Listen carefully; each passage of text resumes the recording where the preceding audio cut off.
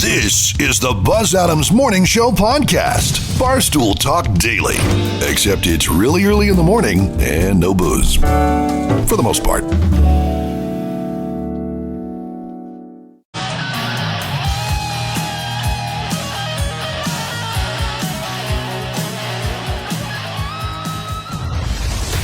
Buzz Adams Morning Show, Monday through Friday, 5 to 10. KLAQ and KLAQ HD1, El Paso, a town square media station. It's just Thursday. It's just a regular Thursday. We can spin it and make it into a positive. How do we put a positive spin on this? One day closer to death. Nope, that's wrong. Nope, negative. Tomorrow's Friday. Tomorrow's Friday. Yeah, that's better. You know what happens here on Friday? Just get through the day. Will do. It's showtime.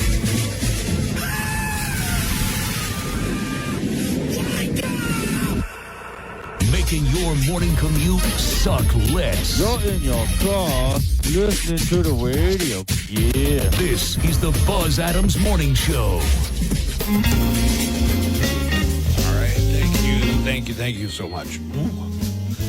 Check those levels on my headphones real quick. Good morning, everybody, and welcome to the Buzz Adams Morning Show for Thursday. It is August, and it is also August. Farewell to July Iron Maiden. Farewell, July Iron Maiden. It's time for August, and I will tell you more about that. I want to first tell you about our final Cool Canyon Nights free concert, which is tonight at McKelligan Canyon Amphitheater. We've been doing it for the past couple of months. Free concerts every Thursday in the canyon. And tonight, we've saved something very special for you. One of El Paso's favorite, definitely El Paso's favorite party band, Funky Munkle. They're going to be the main stage talent for McKelligan Canyon Amphitheater. I've seen these guys in Funky Munkle get crowds to do... wave? Just about every kind of dance, like conga lines, okay. The Macarena. They really get the audience going. They're definitely one of our favorites. So you come out tonight. Music starts around 7 o'clock in the canyon. Up before that, on the patio stage, okay. Sam Barlow is going to be performing at the El Paso Community College CTE patio stage. Remember, free to attend. Even the VIP tickets that are for sale are sold out, so they're gone. Parking is free. Special thanks to Charlie Clark Nissan for running shuttles down to the parking area and up to the top of the entrance of McKelligan Canyon Amphitheater. Alberto, have you ever been to McKelligan Canyon Amphitheater? No, I may go today. I've never been, and it's our last concert, so if I don't go, I may never go. A lot of people from El Paso have been to Viva El Paso. They put on at McKelligan Canyon. Are you not from El Paso? I am, but I've just never been. Oh, just never been there. Outside of town, so it's like... And I'm not a big music guy. So You're not a big music guy. Interesting. Well, I am, but sometimes it overwhelms me. I'm easily overwhelmed. What happens when you get overwhelmed by the music? I just, it's hard to pay attention to other people. So, people want to put music and talk. It's like, yeah. Oh, okay. It's not going to work. Well, yeah. The good thing about a concert is you're supposed to pay attention to the music. Amen. Yeah. Amen. You're right. Special thanks to L&F Distributing, White Claw Hard Seltzer, Charlie Clark Nissan, Johnson's Jewelers. And this week's Cool Canyon Nights event is brought to you by Raising Cane's Chicken Fingers. Here's their summer slogan. You ready for this? Chill out this summer with Raising Cane's Iced Tea, the official iced tea of iced tea. You see what they did there? Raising Cane's Chicken Fingers, one love. So come out, see the free concert, final night of the 2024 summer season at McKelligan Canyon Amphitheater. We're going to have another update on the Olympic medal count with the heavy medal count. My favorite. We're planning on doing that every day, every weekday through the Olympics. We will bring you the gold medal count, heavy medal style. So the heavy medal count is coming up a bit later. Today is the first day of August. Mention that. August. Yeah. So let me pull up some details on this real quick. The Ghost feature songs are going to start airing today. So at 7 this morning and at 8 or shortly after on the morning show, we're going to let you hear and play a clip of the Ghost song of the day. We're also going to tell you what hour that song is going to be played in its entirety. And this is the way it's going to work all month long. When you hear the Ghost song of the day, 31st caller, it wins a prize automatically. It's the new Ghost movie soundtrack right here, right now. And you're registered for the grand prize. It's an autographed guitar, autographed by Tobias Forge of Ghost. It's a signed Phantoman guitar by Hagstrom. It comes in a heavy-duty Hag case. Without the autograph, it's over $2,000 value for the guitar and the case, and it's also going to have the autograph of Papa Emeritus himself, Tobias Forge. So be listening today. We're getting August underway, and I will be giving out a couple of times this morning the Ghost song of the day for you to be listening to. All right, very, very excited about that. We won some medals yesterday. All the medals won by Team USA were won by women. Nice. So the ladies came up big, winning a lot of medals. Big day to be a woman. The United States, it has the most medals, but not the most gold. So it depends on how you like to keep count of this. So I want to let people know that yesterday Donald Trump went to Chicago and sat down at a convention of black journalists. And however bad you think it went worse. I mean, it immediately went off the rails to the point where I'm like, why did he agree to do this? This is terrible. Got audio of that coming up this morning. You know, Monday I saw Deadpool and Wolverine, and I haven't given any spoilers, and nobody's calling in to give me positive feedback, encouragement. I haven't done any spoilers. I think there are a lot of people that really want to see Deadpool Wolverine, but they didn't want to mess with the opening weekend crush, and they're waiting for this weekend. So I think this weekend might be as big as opening weekend, which busted some records.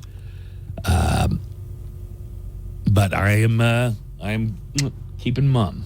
No spoilers here, man. Yeah, if you want to avoid crowds, I think going during the week is better. Because if it works for your schedule, because yeah, it's true. I work in the morning. When Joanna and I do B&J at the movies, we'll sometimes go at 11 or 11:30, and we usually go to Alamo, and often we have the entire theater to yourself, completely to ourselves. And that's beautiful.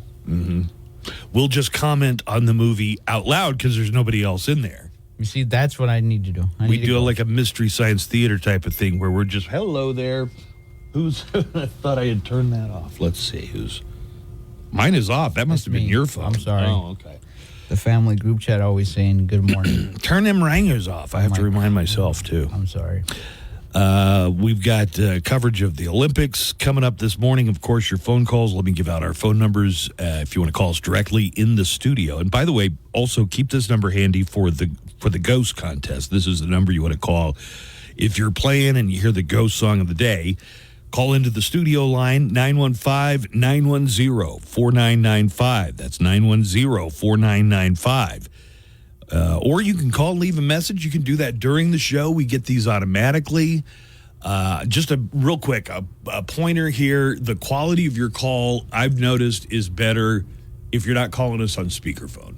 I don't expect anybody to have a landline really anymore, which is the best quality call. But if you can take us off speaker, that usually works the best. So here's the neckline number to leave a message. It's 844-805-NECK. That's 844-805-6325. And you can call and leave a message for the Buzz Adams Morning Show. Anything new in your world? Alberto, what did you do? Yesterday. Actually, a lot of new stuff. Okay, yesterday, we had gotten paid. I don't know if you know. We got paid recently. So I got direct deposit. Yes, I did. Me too. So I got a little groceries, and then I hadn't had a TV in a while. Did you know that? No. Dude, yes, my TV, which I've had for since I was like a sophomore, got. Wait, my Nico, Xbox. you got to come in and listen to this. Oh yes, Nico. Alberto's telling us about his TV. I didn't have a TV. I didn't have a TV for so long, Nico. But you had for like a month. You had an old TV? I had a TV that I bought when I bought the Xbox One in 2013. Okay. So it was over 10 years old, but it was a flat screen. It was like a 32-inch. And I had it for a long time. And I used it as a monitor for my Xbox, it's a TV. Okay, what happened to that TV? Okay, so I was playing games, and I tried to hold down water that went down the wrong hole, and I, spritzed it all over the screen. Uh-huh. And the water, quickly traveled down the screen because of gravity, and it went in the holes, and so now when I turn it on, it still turns on, but it'll just change through all the channels. So I fried that TV. Mm-hmm. So I didn't have a TV for, a month. Because you spit water on it. Yes, and I was telling Grizz this morning, I was like, dude, it's the worst when you don't have a TV because, I have a computer and I can go home and watch anything on the computer. I can stream or pirate whatever I want. I have Netflix. Don't admit to pirating. I hate pirating. Oh, I'm sorry. I hate it, Alberto. I'm sorry. And then so I was like, I can watch it, but watching even a movie on Netflix on my computer is the worst because it's so small and it's you want to come home to relax. I just want to say, this is the brain process. I think this is how a bird thinks when it's flying through the air. It's just like 1,000 different things all at once. Let's just narrow it down to questions and answers here, okay? Yes. So you bought a TV. I bought a TV yesterday at a pawn shop. At a pawn shop. Oh, okay. So that's what this is all about. Okay, finally. I was trying to understand what was the point of you guys even bringing this up. And I guess, I went to a pawn shop yesterday. I think that's how it started. And you got a TV, but now you can't just, can you even just watch TV unless you have all the streaming services, bells and whistles, or a satellite dish at least? Well, at the place the TV, how about this? Do you have Netflix? Yes and no. Well, you pirate stuff. No, well, I have a Netflix account with my parents where I have a little icon character. But since I don't live in Houston with my parents anymore, it reminds me every time I try to watch it on my Roku, yo, you're not a part of this family anymore. Oh, damn. And it's okay, thanks. Netflix just makes the decision as to whether you're a member You of are the family. exiled from this family. But if I watch it pull it up on my computer, on my laptop, I can just watch it perfectly. The thing is, I don't want to watch it on my laptop. It's watching on a tiny screen, you're affronted with all your failures. It's dude, this is all I have to watch TV right now. It was the worst. Okay. So, Derek brought something up that's very true. Just now? Yeah. That's you're never going to find a girlfriend if you just have these incredibly sad tales of poverty. I don't know. I think there are a lot of girls that like a project. Exactly. A fixer-upper. But, yeah, I guess. Oh, some girls like a real fixer-upper. Have you got a deal for them? Like on an episode of This Old House or something. Okay. We're going to come back. Nico. Yeah. Former President Donald Trump answered questions from a conference of black journalists. It went worse than you could possibly have expected. How bad would you say it is? Like an M40 firecracker, or an M80. Okay, M80. Yeah, this was a full M80. Or like a howitzer. Mortar round, or it was a nuclear level of meltdown. Let's say the worst case scenario, he screams the N-word on stage. Okay. Yeah. Let's assume that's the worst. And let's say that it was only a step or two above that. He basically accused Kamala Harris of being, not basically, he did. He accused her of being a fake black woman. And that didn't go over great, and it went downhill from there. Now, did he happen to be talking to any black women? Yes, they were the moderators on stage. So he was being interviewed, and he told one of them that their news organization is fake news. ABC, by the way. I didn't see it. ABC News. I didn't hear it, but I didn't see it. But I heard that after the kerfuffle with the Kamala statement, that he was trying to look for Harris Faulkner. I need a friendly black. Where's Harris Faulkner? That she was seated as far away from him as possible, I guess. And people online were saying they did that on purpose to put Harris Faulkner away from him. Yeah.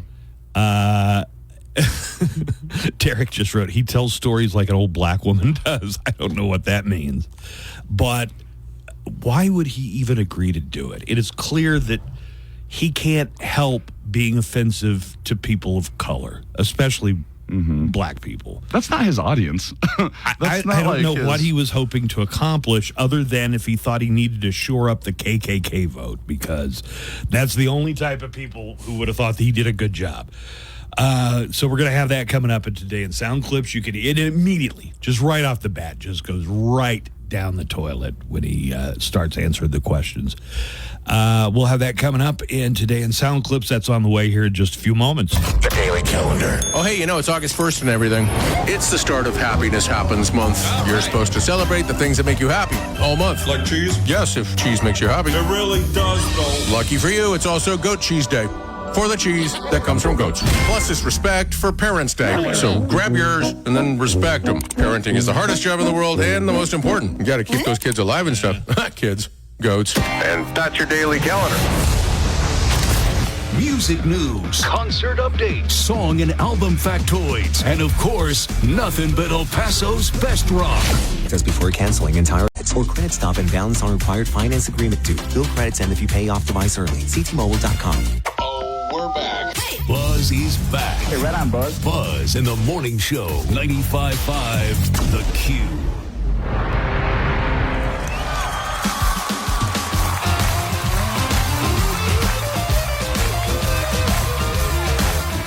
We have Today in Sound Clips.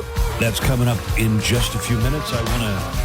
I want to check El Paso weather because there was some rain on the way in, and my guy Henry showed up at work today and told me the east side was really getting drenched. So I want to take a look at weather real quick. Have that coming up in just a minute.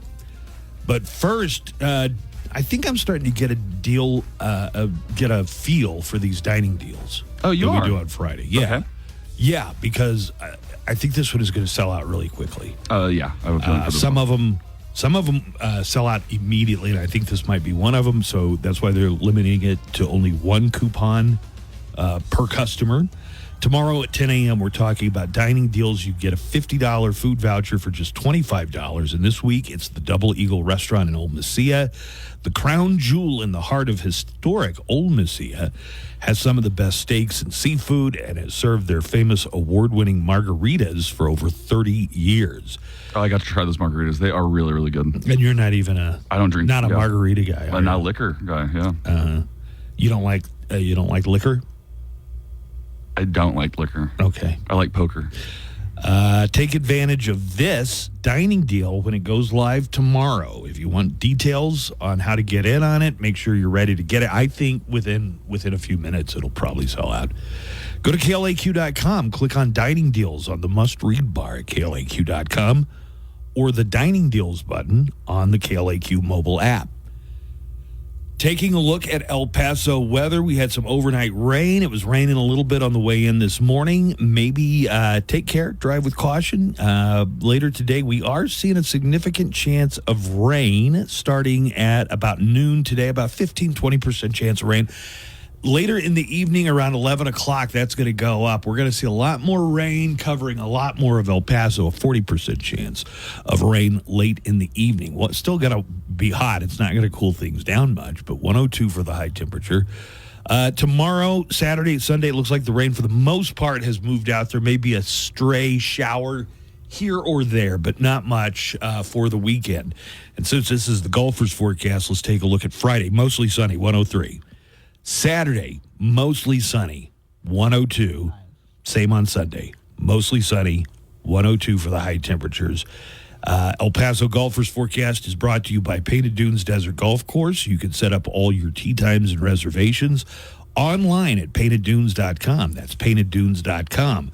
Or give a call to the Pro Shop, and you can set up the tee time. That's the old-fashioned way, but you get to talk to one of the nice dudes or ladies in the Pro Shop by calling 915-821-2122 for Painted Dunes Desert Golf Course. And now, Today in Sound Clips. All of the day's news with accompanying sound bites and actualities.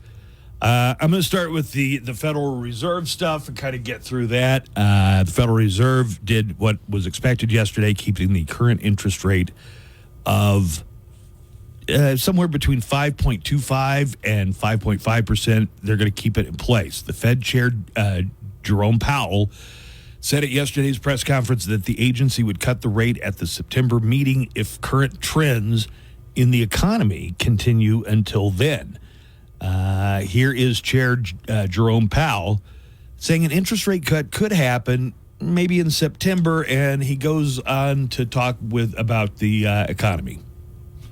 Growth remains, let's say, reasonably strong, and the labor market remains, consistent with its current condition. Then I would think that a rate cut could be on the table at the September meeting. What did you? Please explain that to me in more detail. I don't understand all that stuff. I know the interest rate. They're trying. So we had. Tell me about the interest rate. What interest rate are they trying to cut? So when you have inflation, okay, you can.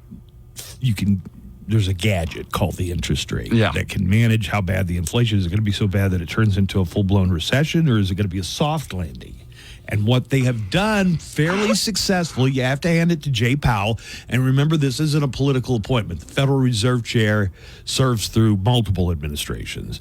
What they have done is pull off what appears to be a economic soft landing.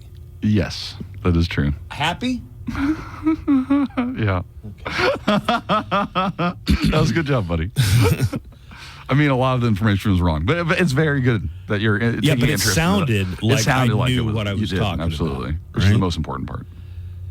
A woman fell victim to a bizarre phone scam in Ohio. The fraudsters convinced her to send them $6,000 over the phone. Whoa. They also convinced the woman to strip naked on camera. No, they did not.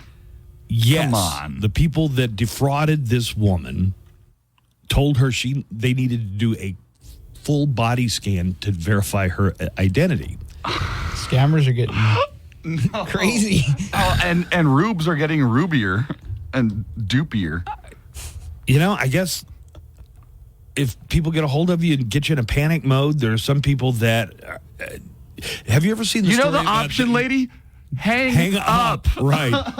If there's anything that I ever get in the email and it looks like it's somebody collecting money and I can't immediately identify who it is or why I owe them money, delete immediately. Oh, yeah. I probably deleted so many legit bills that were actually being asked for. Yeah, probably. Alberto, yes. But I think you always have a net there. Hey, man, I'm afraid of getting scammed. I'm almost a senior now.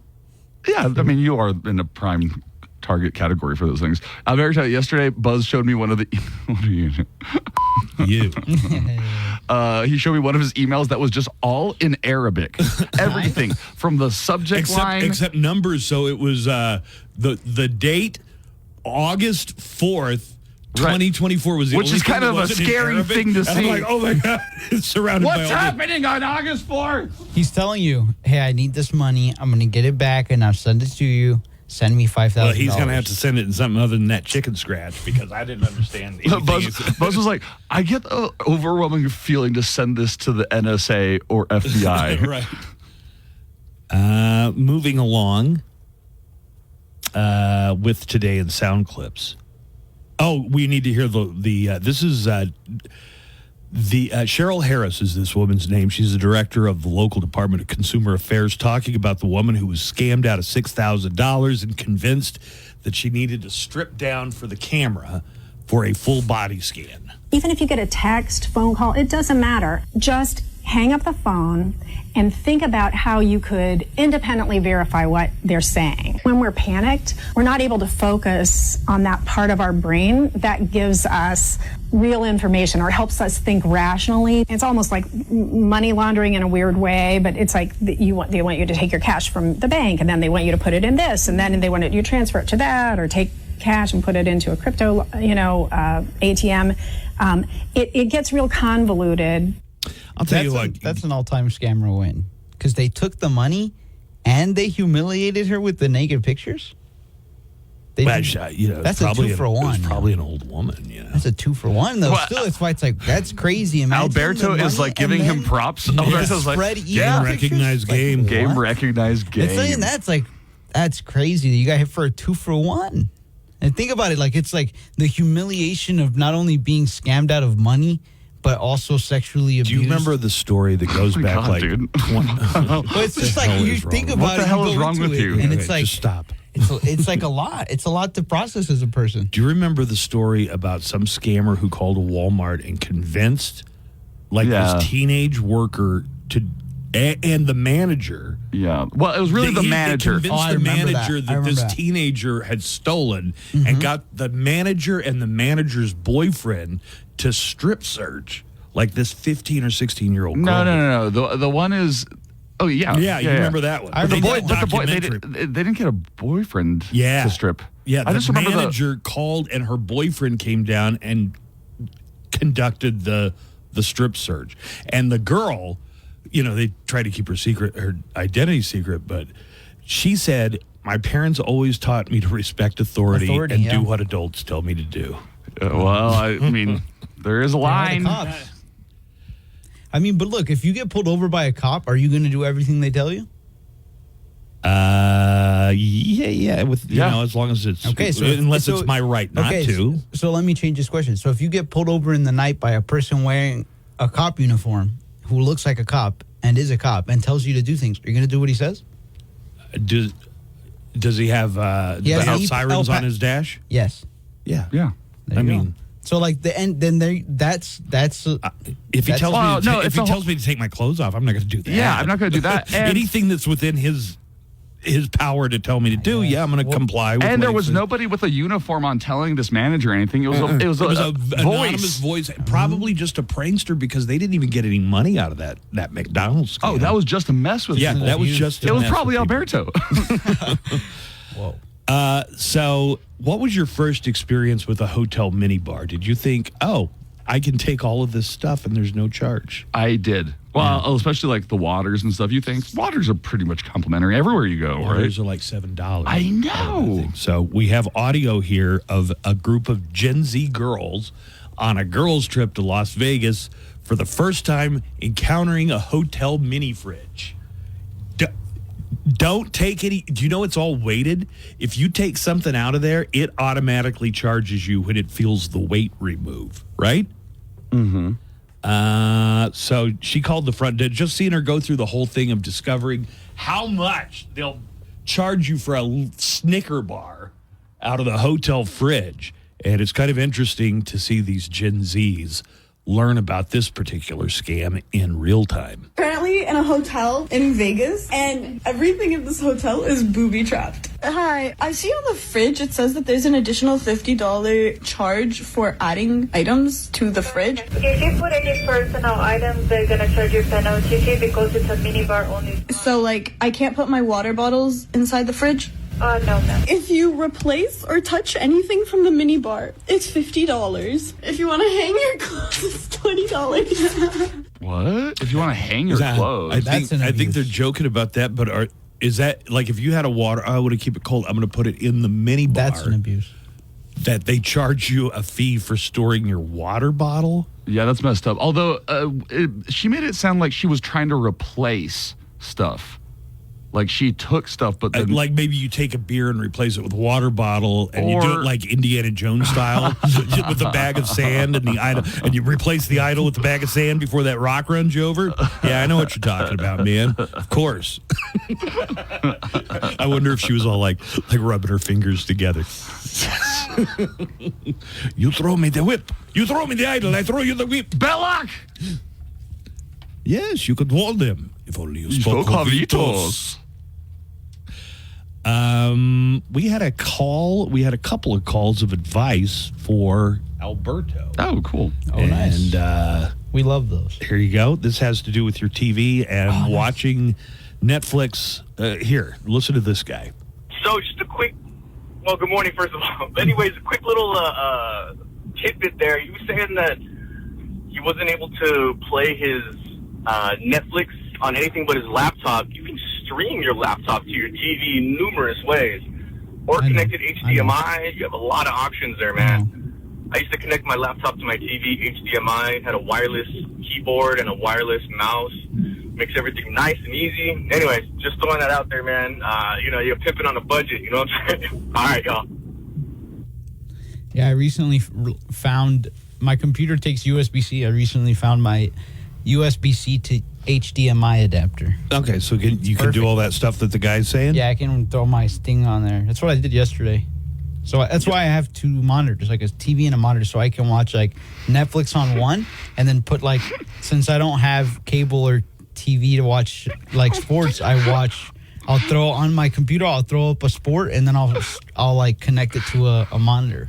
Derek says, Alberto tells stories like an old black woman.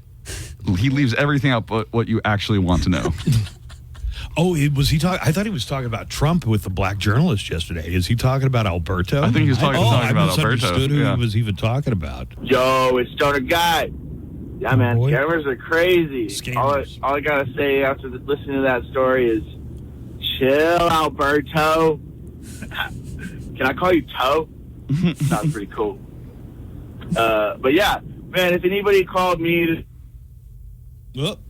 Oh no.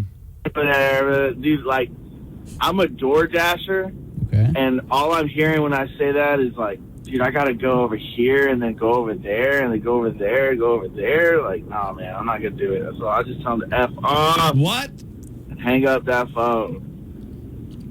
Sometimes it's good being lazy.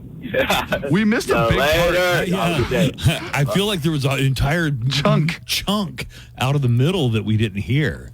So what? He's a door dasher, and didn't we have a story about door dashers being scammed, or a door dasher being scammed? I honestly have no idea what the call was about. Okay, so let's talk about this for a second. There was a Black Journalist Conference in Chicago. Donald Trump attended.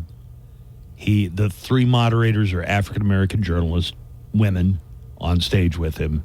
However bad you think this was going to go, worse. So here's how it starts out.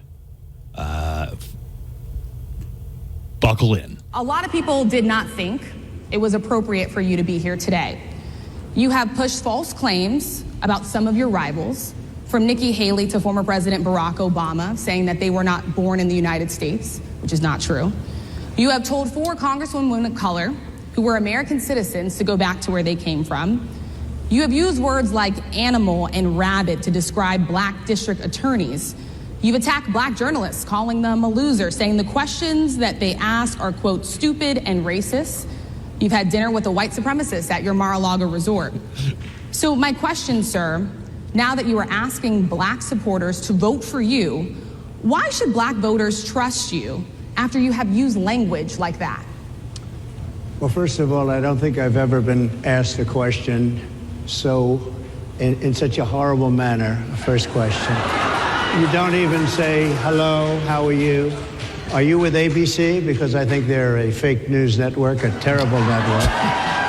And I think it's disgraceful that I came here in good spirit. I love the black population of this country. I've done so much for the black population of this country.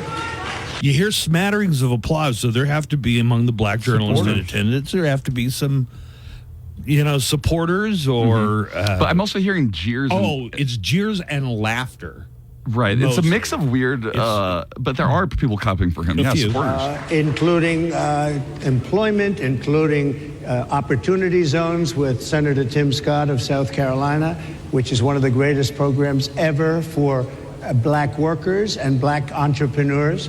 Done so much, and I say this, historically black colleges and universities were out of money. They were stone cold broke, and I saved them. God, it sounds like there might be a grand total of 3 of the journalists there that are really... It's like the same one. Right. And I gave them long-term financing. Told my opponent was going to be here. Oh, God, yeah. So he gets... I had not heard this, that Biden or Harris were supposed to be there. I didn't know that this was going to be a thing. A debate. But he leans into that. You would do something like that. And let me go a step further.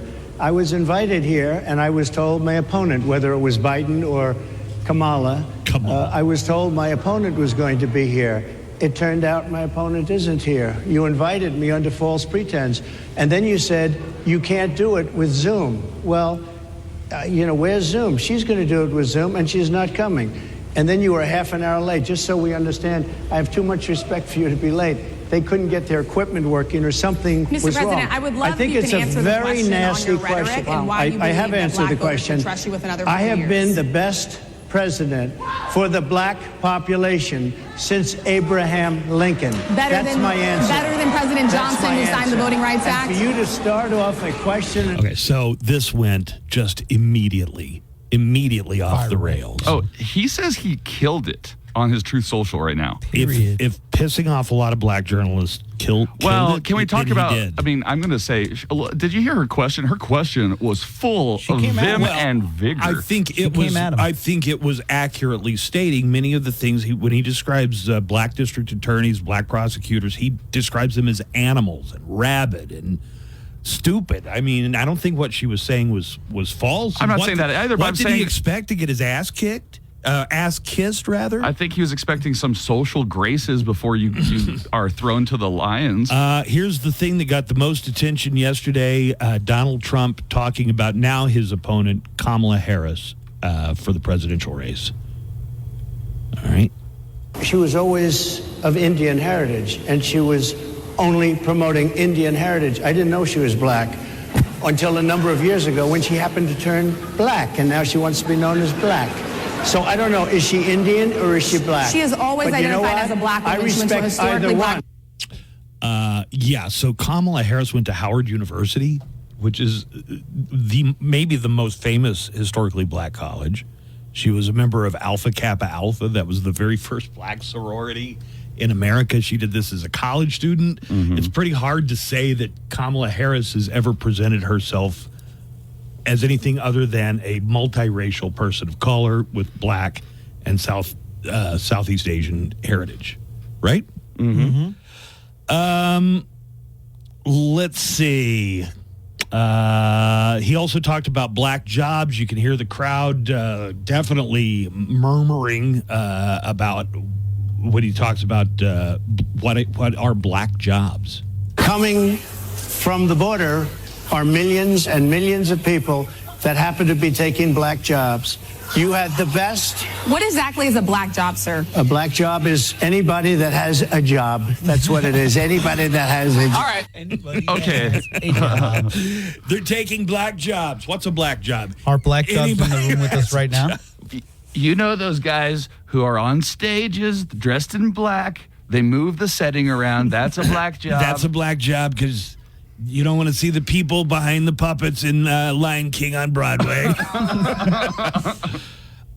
This is what Jean-Pierre Corinne had to say, the White House spokesman. I didn't know she was black. Oh, no, this is Trump again.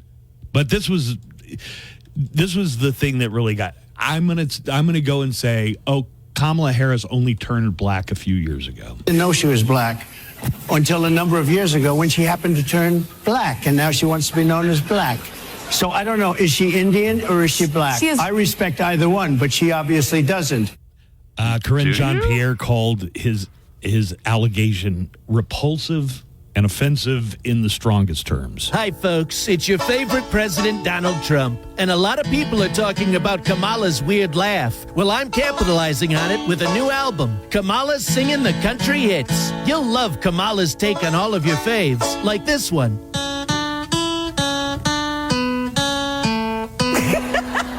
Wow, that's some laugh, huh? Yes, everybody's talking about it. Yep, that's what you'll hear. That crazy laugh, like an insane person. And this album is filled with it. Please stop. I can't take any more of the laugh. What is she even laughing at? What's so funny? Please stop laughing. Kamala's Singing the Country Hits. Order now. While you're working away, we're working for you. Our job. Proper email etiquette could good driving. So download the Progressive app today. Progressive Casualty Insurance Company affiliates. Snapshot not available in all states or from all agents. Live from the KLAQ studios, the Buzz Adams Morning Show. Courtesy of Glasheen, Vyas, and Inderman Personal Injury Lawyers at GVILaw.com.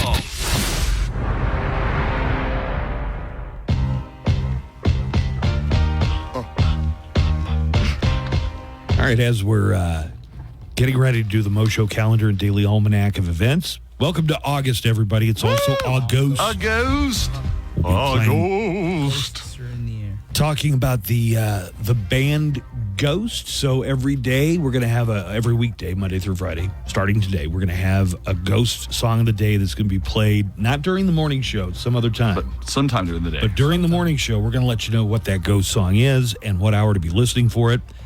I might even play a clip of it. Oh, okay. Yeah, a little clip of the song. You know, the real Ghost fans are going to know it immediately. The Ghosters? Yeah. The Ghosters. What do they call their fans? Ghosts? The ghouls? Ghostbusters. The Spook Crew? The Spook Crew? That'd be good. But we'll let you know what that song is coming up here for the first time in about 20 minutes, right after 10 minutes, maybe after 7 o'clock. We're going to have that. We have great prizes to give away, including the new Ghost soundtrack album right here, right now. And from all the preliminary winners get that soundtrack, but we're going to draw from all of those for our grand prize at the end of August. It's a Phantom guitar by Hagstrom, signed by Tobias Forge, lead singer and frontman of Ghost. So you will have a 1 in 22 chance of winning the grand prize if you're a daily winner. And we're going to get to that coming up very shortly. We also have some Olympics updates, including our heavy metal count. We will tell you how the metal count stands through the medium of heavy metal music. So we did win some medals yesterday. They were all won by women. Yeah, the women have been tearing it up. Way to lock it down there, ladies, at the Olympics. Here's a way you could make money, Alberta, or Nico for that matter. Okay. You guys are always talking about how you're cash strapped. Well, Alberto makes makes you seem like Alberto makes me look really good. Yeah. Yeah. J. Paul Nico's like, Getty. Yeah, seriously. Whoa. Don't put me in this circle with this one. Before she made it big as a celebrity, Tiffany Haddish revealed that she used to sell her used panties online. Except she claimed that they were Halle Berry's used panties, and guys would pay $300 a piece for her panties. I know somebody that's thought about that. Okay. She called herself Rosalinda and claimed she was Halle Berry's maid. I'm her maid, Rosalinda. And I got all her panties. I got her panties. She made $300 a pair from people who thought they were buying Halle Berry's used underdrawers. Her unmentionables. There's no word if she's ever told Halle Berry about this. And it doesn't say how many she sold, but I guess people are willing to pay for it. Right. What if it's a trick question? Like, it turns out Halle Berry doesn't even wear underwear. What? Some people took their kids to see Deadpool, and I guess maybe they hadn't seen the previous Deadpools because, the kids were probably too little for that. We had a story Steve told us about his kid. Yeah. His kid and another 12-year-old were taken to see Deadpool, and it had a lot of swear words, a lot of very funny descriptions of sexual activity, I guess. Jokes about pegging. Yeah, right. sure, that's in the trailer. That's not a spoiler, right? No. There are a few movies that have more F words than Deadpool and Wolverine. Deadpool and Wolverine, somebody sat and counted them, has 118 F words, which is a lot, but it's far from a record. In fact, it does not even make the top 10. Oh. Here are movies that had a lot more F words than Deadpool and Wolverine. Passion of the Christ, of course. Scarface had 226. Ooh. Big Lebowski had 260. Oh, yeah, that scene alone where John Goodman is confronting the kid that stole the bag full of money. This is what happens when you a man in the Larry. I remember that. I like the scene where in the movie where he's polishing the bowling ball. And he's like, Pulp Fiction had 265 F words. Reservoir Dogs had 269. So Tarantino loves the F word, but not as much apparently as Martin Scorsese, because Casino has 422 F words. And the Wolf of Wall Street is the all-time champ with 569 F words. So Deadpool Wolverine does not really come all that close. Let's go ahead and take a look at the Mo Show calendar and daily almanac of events. I'll do celebrity birthdays first, and then we're going to go down the list of everything that's happening of note in the month of August. We're going to lay out the entire month of August. We'll do that when we come back here in just a couple of minutes. So we're going to have that complete rundown of the month of August, which is ahead. I guess we have one last chance to say goodbye to last month. Adios, July. Yeah, we'll remember you maybe. Goodbye, July. Trump dodged a bullet, his ear is fine. Biden's out, we're down to one old guy. Speaking of old guys, Newhart died. Who's the geek at CrowdStrike? Who canceled my Delta flight? No open seating at Southwest Airlines. Stoop with a torch, no weed in sight. Did the Olympics mock Jesus Christ? And cat ladies want to scratch out J.D. Vance's eyes. So goodbye, except to the Olympics on day and night. I'm getting French fried. Goodbye, July.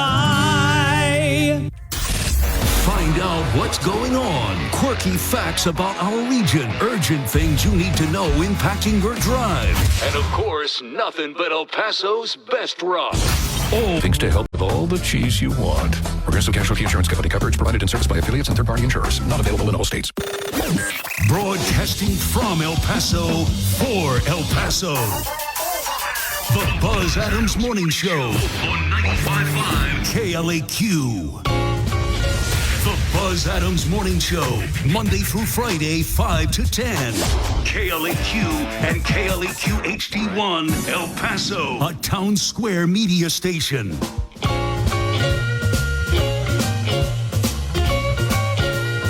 We have some pretty big breaking news involving Americans held prisoner in Russia. Seriously? Paul Whelan, Evan Gershkovich are apparently being released. And Nico is going to bring us the latest details on that as it unfolds. Yeah, this is crazy. Coming up in just a few minutes. A Downshift Brewery. You've done Oktoberfest last year. Weren't you wearing lederhosen? I was wearing lederhosen. Did you get to keep the lederhosen? No, unfortunately. They are authentic lederhosen. Like made of leather? Yeah. Okay. Were you up there for St. Patrick's Day? I was up there for St. Patrick's Day. I've been up to the brewing company for just shows and to hang out. They've got just an amazing selection of beers and a really nice location. Great bar. How is it as a comedy venue? Great backyard concert venue. I've definitely seen concerts back there. Yeah, absolutely. No, it's just great for all kinds of food, entertainment, drinks. So we're talking to Ed the brewer from Downshift, and Ed is going to update us for a few weeks about about Ruidoso and the return and the reopening of a lot of things in Ruidoso. Hey, Ed, how you doing? Hey, Buzz. Good to be on. Doing great. How are you guys? Fantastic. Yeah. So Ed the brewer. So I guess Ed the brewer. Ed got his brewmeister degree. Yeah. And then came back to Ruidoso where he's from, and now he's one of the owners of Downshift Brewery. Actually, I think from the last time we talked, you said that you learned to brew at St. Arnold's in Houston, right? That's right. So those craft beer lovers in El Paso probably familiar with St. Arnold, maybe not so much with Downshift. But, yeah, brewed there for about 8 years before moving back to my hometown to start my own brewery. Okay. I should mention, and today is IPA Day. What is IPA? Is India Pale Ale. What does that mean? Yeah, so India Pale Ale is a historic style that, of course, Americans have bastardized over the years and made it better.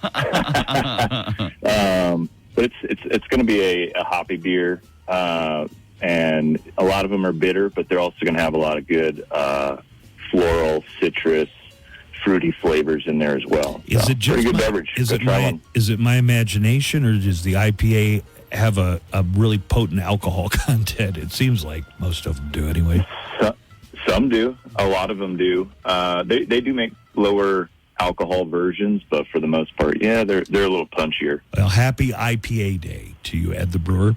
Yeah, happy IPA day. Let's talk about first things first at Rio Doso. Thanks to the hard work of fire and rescue teams and those spot fire jumpers and everybody else and just the planning that went into it, Rio Doso came through this a lot better than it could have. Right. You know, things turned out pretty good. You give us an update from downtown Rio Doso right now, Ed. Sure. Like you said, you know, every organization has come in and has kicked butt and is still kicking butt, including the El Paso Swift Water crew. I don't know if you knew that, but those guys are out there helping out. I didn't know and that. I think it's important to remember we're talking about firefighters, but also the flooding was, you know, you know how dangerous fire can be, but the flooding has done a lot of damage too. So I want to acknowledge those guys. Has. Yeah, it's been quite the 1-2 punch down here in Rio Doso with the fires and the floods. However, you know, luckily a lot of Rio Doso is still intact and is open for business. So, you know, that's what we're focusing on now is making the best of the situation, right? There's been quite a bit of devastation. There's no getting around that. And there will be continued flooding that happens, but, you know, we're starting to become pros about it down here in Rio Doso.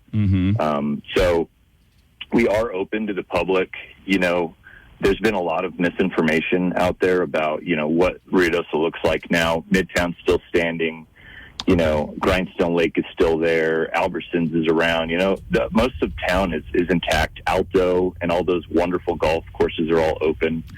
There was damage done to the racetrack, enough damage by the flooding, surprisingly, that they moved the rest of the race season to Albuquerque, right, Ed? Right, they did. They had to keep those horses running, and unfortunately, they got knocked out by a flood, and the damage was to the bridges around the track. You know, they had minor flooding throughout the weeks, and they were able to, you know, clean up and just do tremendous work to get back open. But once those bridges got damaged, there's really nothing they could do to get it back So online. people remember a few weeks ago they were telling people, hey, tourists don't come to Rio Doso. People who have a second home in Rio Doso stay away.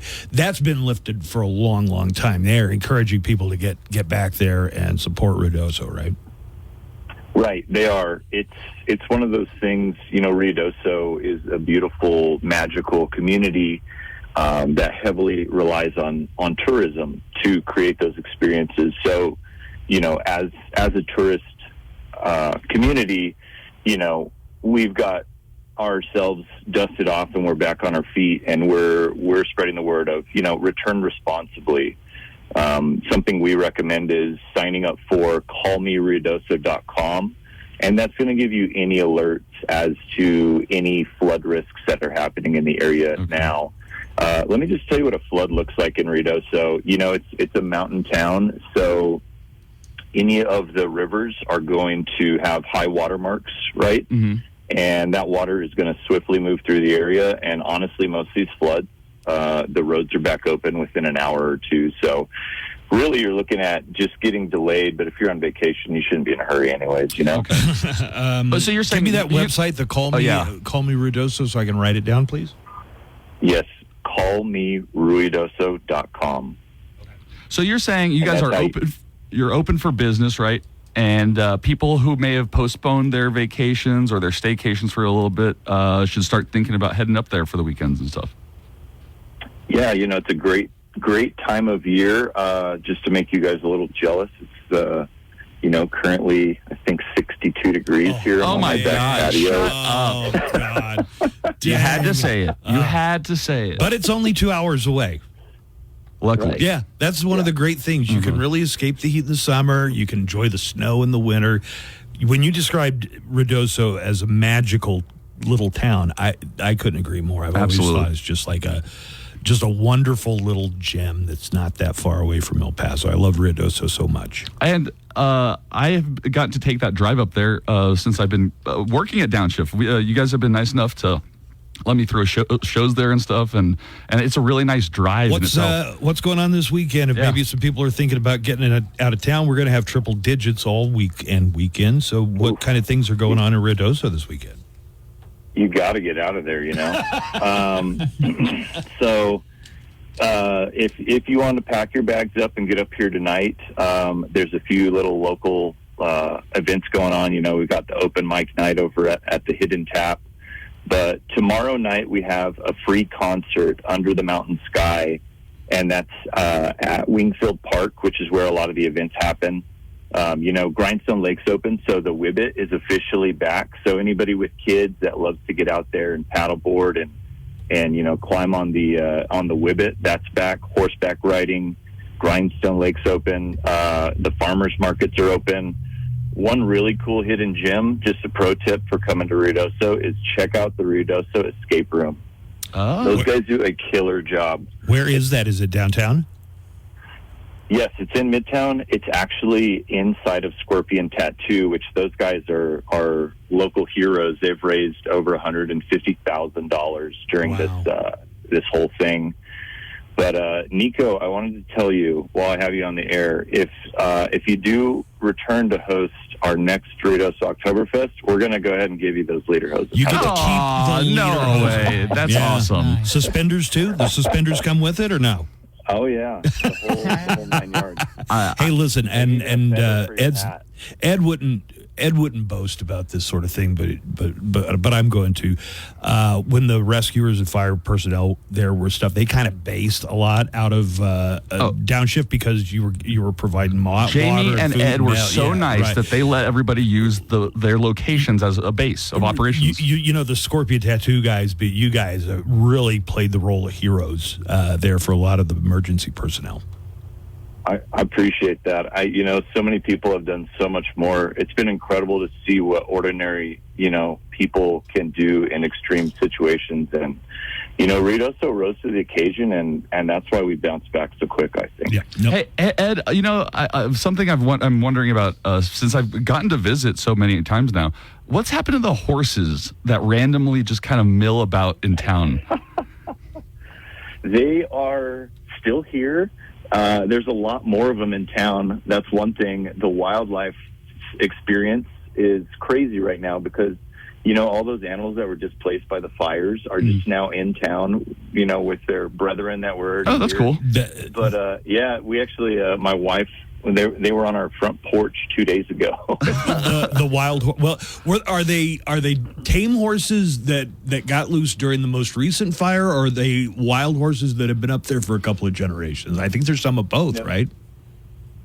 Yes, but they're primarily wild horses that have been up here for quite a long time, and they just used to hang out, not be in town. They used to be up in the mountains, and you'd see these majestic herds of horses.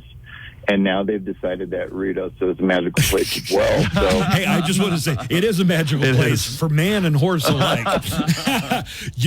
Driving from Ruidoso to Cloudcroft on that back road, or Cloudcroft to Ruidoso, sometimes those horses will be out in the road. You definitely need to keep your high beams on because those horses, do not stay in one field or on one place. Yeah, Alberto, you got something? Yeah, so wait. These wild horses, how does this work? So if a person were to befriend one of these wild horses, do you get to keep it? I don't know. Maybe. I don't know if Ed knows. I think if you're able to rope it and ride it, you should keep it. Let's go by the Wild West rules. Let's go with that. Yeah. Right. Yeah, if you can do that, Alberto, if you can get them back to your house. My house. Right, hey, hold on. We got a question for you, Ed, from one of our listeners. Mary is asking in our app chat, is any fishing allowed yet? So fishing has not returned. Alto Lakes is permanently or indefinitely closed. Grindstone is open right now, but you know what? Actually, they just restocked it. But with the fire efforts, they did close it. So I might be lying to you. Grindstone may have fishing available. Right. Okay, but some of the other ones are not. Are not. Okay. Right. All right. Thank you for the answer. Yeah, thank you so much, Ed. We'll talk again in a week. Sure. Alrighty. Sounds good. Appreciate it, guys. Appreciate it. There's Ed the Brewer from Downshift Brewing in beautiful Ruidoso. Just some of the nicest guys and really great business. And they're going to give you the lederhosen to keep. I know, right? I think those are expensive. Yeah, probably. Authentic ones, yeah. Happy India Pale Ale Day. We mentioned that. Here are the Brothers Comatose with the IPA song. We don't want no IPA, no, we don't want no IPA. Only 3 or 4 in them down on the floor, no, we don't want no IPA. We're going to have the Mo Show calendar in addition to IPA Day. It is the first day of August. We're going to give you the complete rundown of everything that is coming up on the August calendar. And we'll do the Mo Show calendar as well right after this.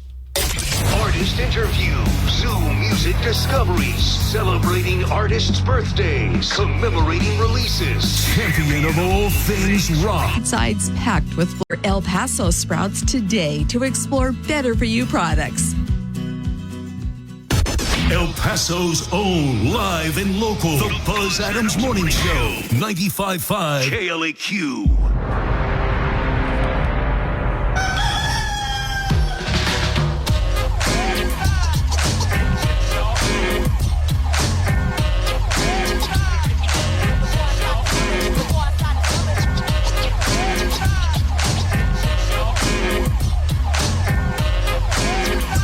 It's just a little after 7 o'clock. I'm going to tell you what the ghost song of the day is. And if I can get my Spotify account open. It's a ghost. I'm going to play a little bit of the song, the ghost song of the day. It is a ghost. You know what that means? We'll be playing lots and lots of Ghost. But we're also going to have plenty of giveaways, too. Okay, here's the way it's going to work. Ghost Song of the Day every day. We're going to announce it during the morning show. That's what I'm going to do right now.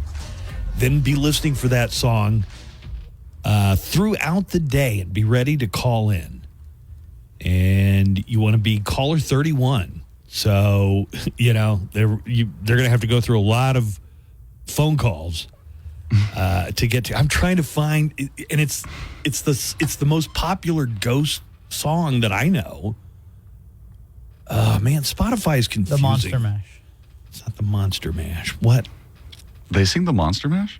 Oh, I thought you meant like Ghost, like spooky. No, there's a band. Okay, so there's a band called Ghost, Alberto. You want me to list off Ghost songs? Missionary Man? Wait, do you know Ghost songs? A couple.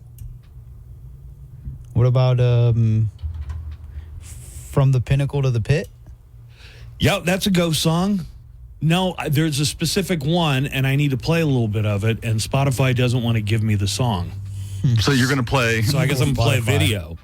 All right, here it is. The Ghost Song of the Day. You want to be caller number 31, and you are qualified for the grand prize.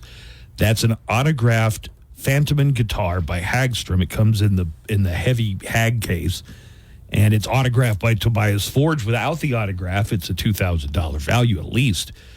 And you're qualified also if you're the 31st caller when you hear today's Ghost Song of the Day. You're going to get the new Ghost movie soundtrack right here, right now. So I'm going to tell you the song. I'm going to tell you what hour it's going to be played in. And I'm going to play a little bit of the song for you. The Ghost Song of the Day for today is Rats. Rats! And you'll hear it in the 12 o'clock noon hour. So it's sometime between noon and 1 o'clock.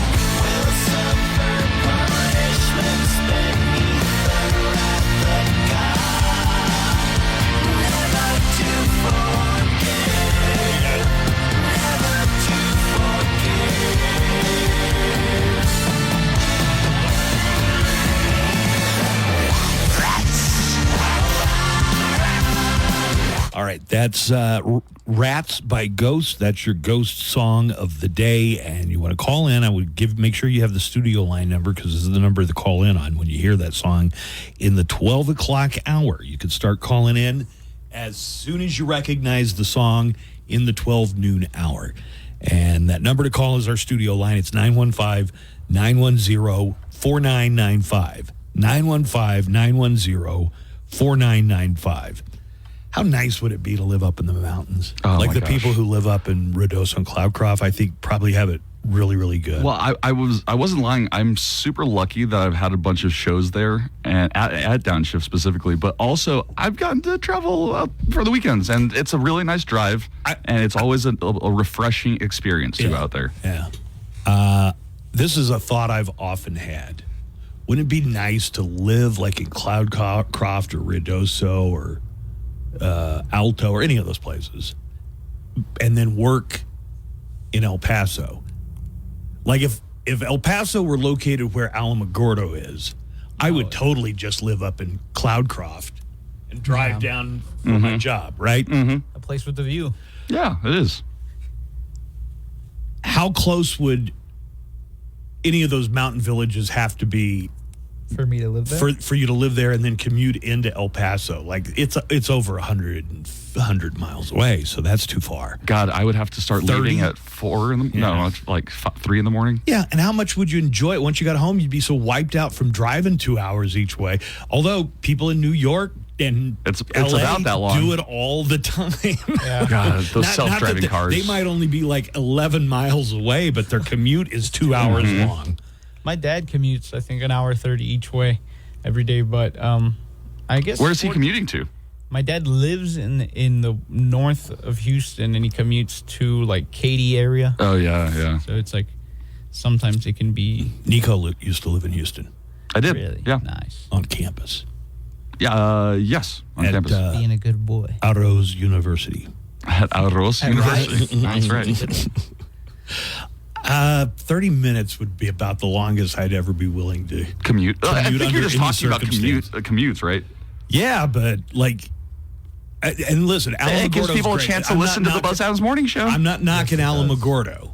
Alamogordo's probably a great place to live, but if you could just drive and, you go through that tunnel and up the mountain, the next thing you know, you're in beautiful Cloudcroft. Mm-hmm. Or Ruidoso. I'd probably really look seriously into doing that. I wonder how often the road shut down because of ice. That's a good question. Did I ever tell you about the time we went up to Cloudcroft to film some stuff with Channel 9? And this was before the 2002 Winter Olympics, because we went with Channel 9 to the Winter Olympics. Okay. And we went up and filmed ourselves on the ice rink in Cloudcroft and stuff. So in Cloudcroft, it was like 30 degrees. So freezing, right? Well, very cold, it sounds like. Down when you got to Alamogordo, it was close to 80. I mean, because of the elevation. And I was in a rental car, and going from below freezing to near 80 cracked just the process of doing that cracked the windshield of the rental car right down the middle. And I thought, they're never going to believe what happened. It just cracked because of the temperature differential. So I take it in, I'm ready for the worst, and they're like, yeah, that happens all the time. It's like not uncommon. It's not uncommon, they said. So I wasn't on the hook for it. Have you made that drive? Oh, have you made that drive in a while? Yeah, all the time. Well, not since it's been legalized in no, Sullivan Park, but I guess. What do you mean, the drive to Colorado? Well, you used to go through that Alamogordo Road, right? No. When I would go to Trinidad? Yeah. No, I just go up, 25 all the way? Okay. You go through Albuquerque, and then it takes you right on up through Las Vegas, New Mexico, Raton. Once you're past Raton, you cross the border into Colorado. Yeah, those were the good old days. Hey, now you can drive a block to Sullivan Park. Hey, Derek Terry, who's hilarious and emails us some of the funniest things. He said, having someone killed in a restaurant doesn't make a place haunted. Are is there he talking stories about Double Eagle? I think he is, but that's the only thing he could be talking about, right? Sure. Yeah. Did they tell you the story about the ghost? They did tell me the story. And And the it's inn at super, Cloudcroft has a ghost. Did you know? There are several at the Double Eagle, and they publicize it quite. Sure. A lot. It's a really interesting story. We want to talk about the dining deal there? Dining deal is for the Double Eagle in Old Mesilla. Old Mesilla. Delicious steaks, delicious seafood. They have everything. Lobster mac and cheese, if that sounds like something you would enjoy, they've got the best. And just a great historical kind of setting. Okay, do you want to hear the story about the ghosts? Just want to mention you can get $50 food for only $25 while they last tomorrow starting at 10 o'clock for the Double Eagle restaurant in Old Mesilla.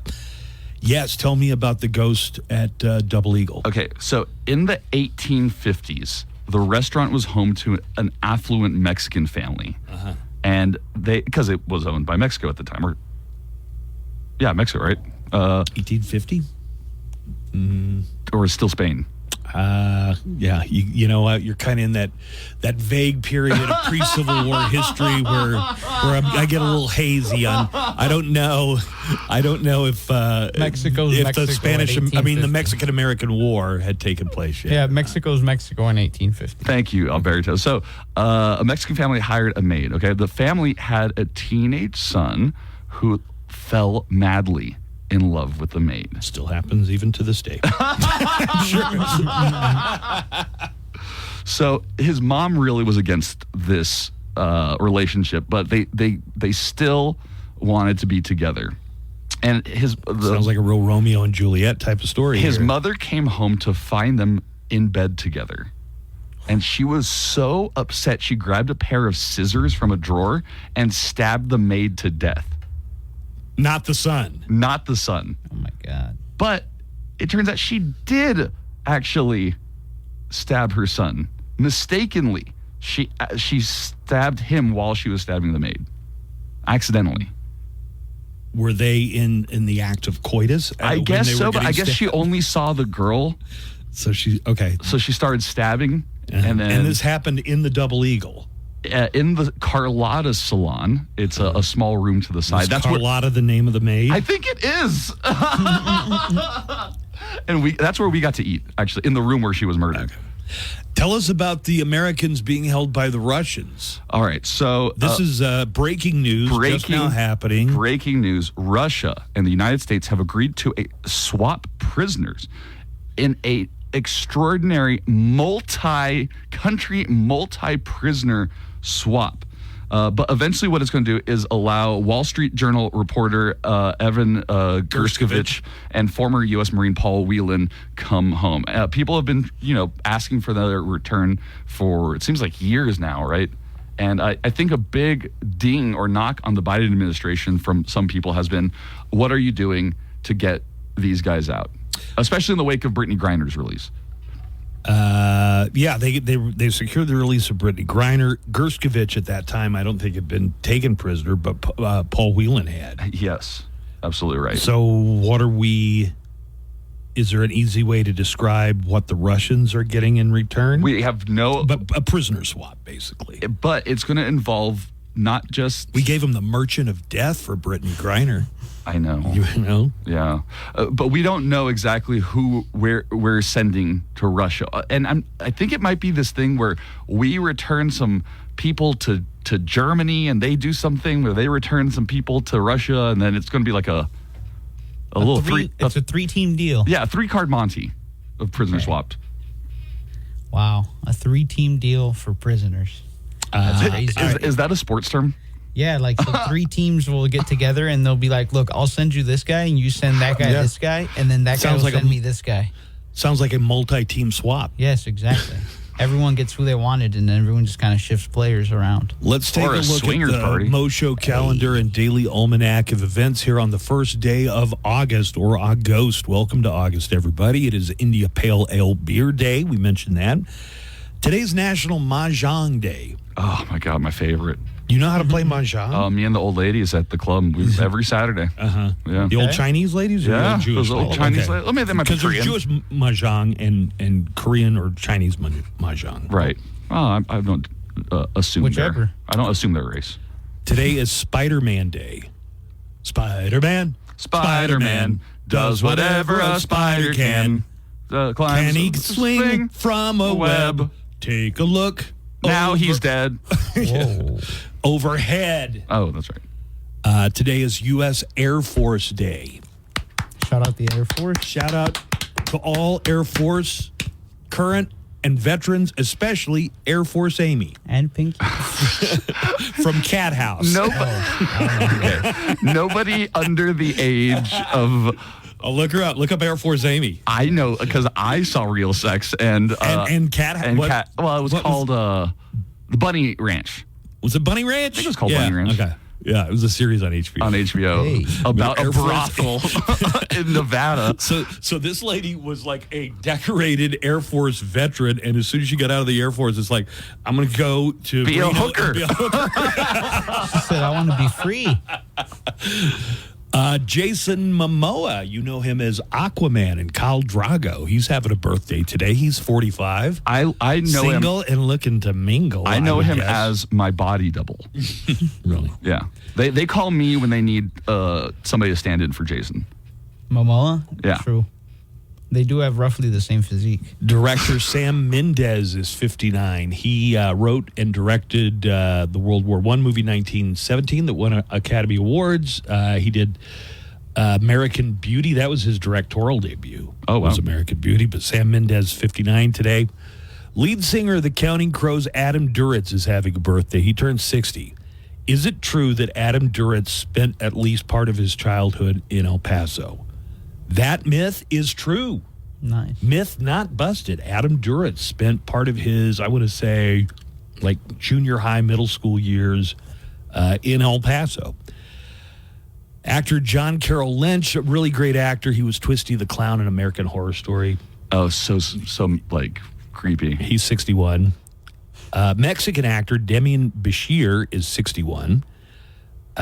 He was Mexican Bob in The Hateful Eight. Oh, yeah. Do you remember? Mm-hmm. You remember? Anytime Hateful Eight comes on, I just automatically watch the whole 3.5 hours of it. I do.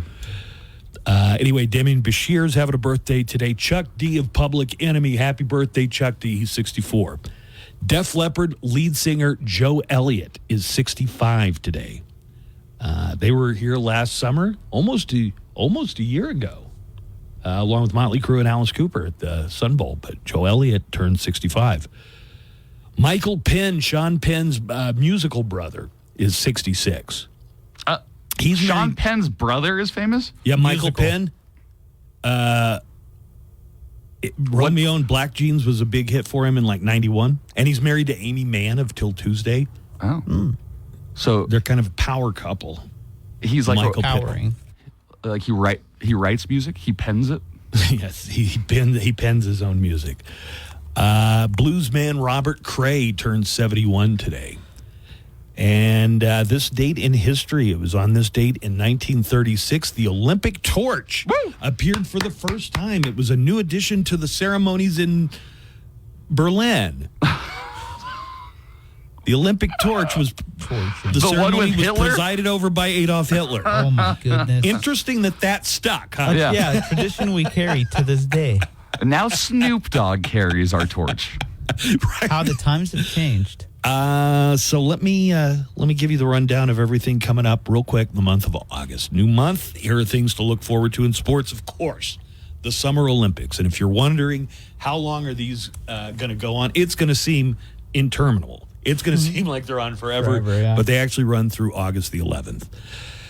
The Little League World Series starts August 14th. NFL preseason starts tonight with the Hall of Fame game. Yes, it's the Texans and the Bears, if I'm not mistaken. I'm feeling. Don't you get football starved around this time of year? I do. I'm ready. In fact, this morning, right now, a few minutes ago, I was looking up NFL Sunday ticket prices. I was looking up alternatives. I'm like, what am I going to do? I want to watch all the games from my new TV and my monitor. What am I going to do?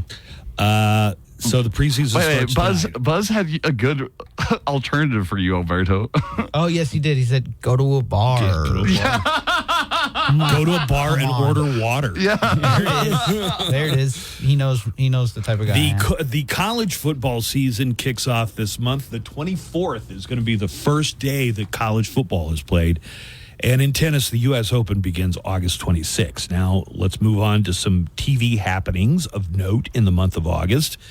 Adult Swim's new anime version of Rick and Morty premieres this month, August 15th. That's when that's going to be out. Season 4 of Only Murders in the Building on Hulu, that's back the 27th. And Season 2 of Lord of the Rings, The Rings of Power. Yes. Toward the end of the month, August 29th is when that's going to air. In theaters, Borderlands opens next Friday. The video game? Oh. Nice. They made it into a movie? Yes. Nice. Set in El Paso? Why was it set in El Paso? Oh, because it's Borderlands? I don't know. I like the realization of your face. M. Night Shyamalan's new movie Trap opens next Friday. And then Alien Romulus opens the 16th. I saw the preview for that. Mm-hmm. It actually looks pretty good. Mm-hmm. And the remake of The Crow with Bill Skarsgård comes out this month, August 23rd. And finally, the holidays. The 12th of August is Vinyl Record Day. The 13th for you Southpaws is Left-Handers Day. Did you know left-handers are called Southpaws? I did, because I'm a boxing fan.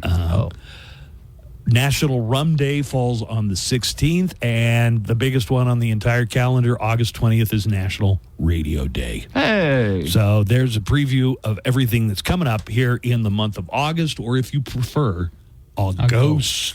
Welcome to August, the 8th month of the year. What the hell happened to June and July? How did that happen? You are freaking out. You still haven't gone on vacation. You went to the bathroom and more than half of the year passed. You haven't done a thing this year other than become more of a disappointment to your family. It's almost back to school time. Football season's practically here. Get to it, Buttercup. Put down the bong, unplug your video games, and do something. This message brought to you by Reality and Procrastinators.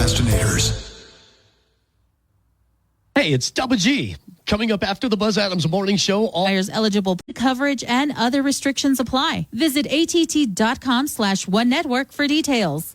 Live from the KLAQ studios, the Buzz Adams Morning Show. Courtesy of Glasheen, Vyas, and Inderman Personal Injury Lawyers at GVILaw.com.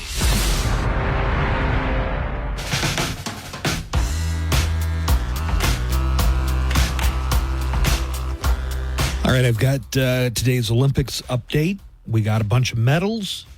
All of the medals that were earned yesterday by Americans were earned by American women. Girl power. America has the best women. I wish they all could be California girls. We have a couple women in the office, actually. Big day to be a woman yesterday. Yeah. We're also going to have the heavy metal count. I want to give you a preview of Loudwire Nights tonight. Joe Elliott, lead singer of Def Leppard, having a birthday, so we're going to do some special Def Leppard in honor of Joe Elliott. Happy birthday to Disturbed's Don Donegan. And happy birthday to Chuck D. We just did the calendar, and I don't know why Dan Donegan wasn't on the list, but he should have been. We'll turn up Anthrax's Bring the Noise to celebrate Chuck D during the nightcap tonight. Don't forget, 8 o'clock hour, the Pearl Jam Flyaway Code Word. We got a contest going on. You could fly to see Pearl Jam, and you need to listen for those code words in the 8 o'clock hour of Loudwire Nights. That is tonight, 7 to midnight, weeknights, 7 to midnight on 95.5 KLAQ. I got a couple of calls. You told the ghost story behind the ghost at the Double Eagle in Mesilla. Mm-hmm. Got a call in response to that. Wowee. Make sure I'll get to that one later. He's saving it for later. Yeah. No. Imagine you're a Mexican in the 1800s, mid to late 1800s, and you fell in love with your maid, and, you just got it to go along with it. Suddenly you're clapping cheeks, and then out of nowhere your mom comes and stabs her, and she kills you accidentally in the process, and then just so your ghost gets to haunt the dining room of a restaurant now. That's how I want to go. I actually... the clapping cheeks ghost at the Double Eagle. You know what? That's a good selling point. Now I want to go. I'm down to go. Well, I want to mainly to see if there's a picture of the people that died there. There are pictures I've been of Carlotta and well, the because maid? remember at the time they didn't have cameras really, so they're paintings of everybody. I've actually been mainly caught. because I'm curious, and my morbid's like, was the maid hot? Was it worth Was it? it worth it? Was it worth it? Yes, it was. I've been caught like this, but I mean, I didn't lose my life, luckily. So. By your mom? No, by the girl's mom. Ah. Yes. And she was like a family friend, so it made it even worse. Yes. Did she stab you with scissors? No, but she ran me out of there, and like I didn't even. Were you grabbing your pants and trying to get your? I didn't. I was so drunk that I just grabbed the towel, wrapped it around myself, and I ran out of there. Didn't even have my key. Had to go drunkly walk around the resort, look for my little brother to give me the key to the room so I could go collapse on the bed drunk. Very drunk. I think when Joanna returns, we're just going to give Alberto like a 30-minute block where he just comes in and talks about his vida loca. Morning, Buzz. Morning, Nico. Speaking on the Olympics. Hey, Nico, look up the story. I think it happened maybe this morning or yesterday because, the time difference. Yeah.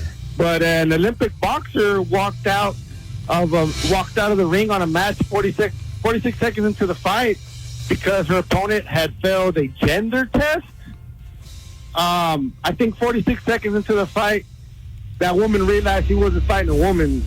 That dude probably hit a lot harder than any woman she's ever fought. It was female boxing. Anyways, have a great day. Bye-bye.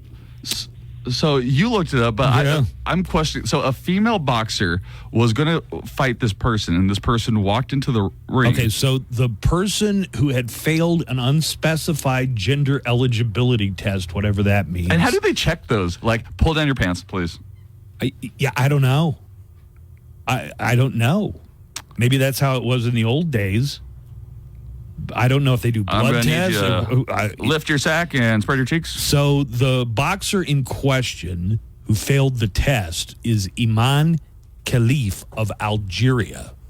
Well, she won that bout when her opponent, Angela Carini of Italy, quit just 46 seconds into the match. Keeley was disqualified from the 2023 World Championships after failing an unspecified gender eligibility test, and her presence at the Paris Olympics has become a divisive issue. There's no indication, though, that she identifies as transgender. So Carini and Khalif had only exchanged a few punches before Carini quit the bout. An extremely unusual occurrence in Olympic boxing, it says. I can imagine. Carini's headgear apparently became dislodged twice before she quit. After the fight, Carini refused to shake Khalif's hand after the decision was announced, and she cried in the ring before leaving. Khalif, so that's the one who had failed a test in 2023? Is an accomplished amateur who won a... No, Carini's the one that failed. No. Carini is the Italian. That's Carini. Khalif is the one who had failed the test in 2023. She's the Algerian. Okay. That failed the gender test. Yes, but... It says that she won. Yeah, Iman Khalif won because the other boxer, after 46 seconds, quit. And what the caller was suggesting was that the female boxer believed that this was a male boxer that she was fighting, but it was from Algeria. Isn't Algeria a pretty heavily Muslim country? I think so. As far as I'm concerned, let me look that up. Let's see. She's an accomplished amateur who won several silver at the International Boxing 2022 World Championships. The same governing body disqualified her last year shortly before her gold medal match because of what it claimed were elevated levels of testosterone. So you could be taking testosterone. Hormones, right. You could be juicing. The crowd was confused by the bout's sudden end. Khalif and another boxer, Lin Yu Ting, of Taiwan have suddenly received massive scrutiny for their presence in Paris after years of amateur competition. The Algerian Olympic Committee issued a statement condemning what it termed lies and unethical targeting and maligning of our esteemed athlete. So was this a boxer? It doesn't sound like the boxer was a man. It sounds like she had failed a test because of elevated testosterone. I'm just wondering how the test is administered. Pull down. I think it's probably more than just pull down your pants and let's see what you got down there, right? I've got a few more Olympic notes, and then Nico, I believe you said you're going to have an Am I the A-hole coming up here shortly. All right. Can't wait for that. Let's talk Olympics, and let's talk first of all about Katie Ledecky. Woo! Katie Ledecky for America won her 8th gold with a new Olympic record. The 1,500-meter freestyle, 30 laps. Her time was 15 minutes and 30 seconds. Can you imagine how exhausted you would be that night? Like if you went out and swam nonstop for even 15 minutes and 30 seconds. And like the hardest you could. You'd sleep like a lamb. Yeah.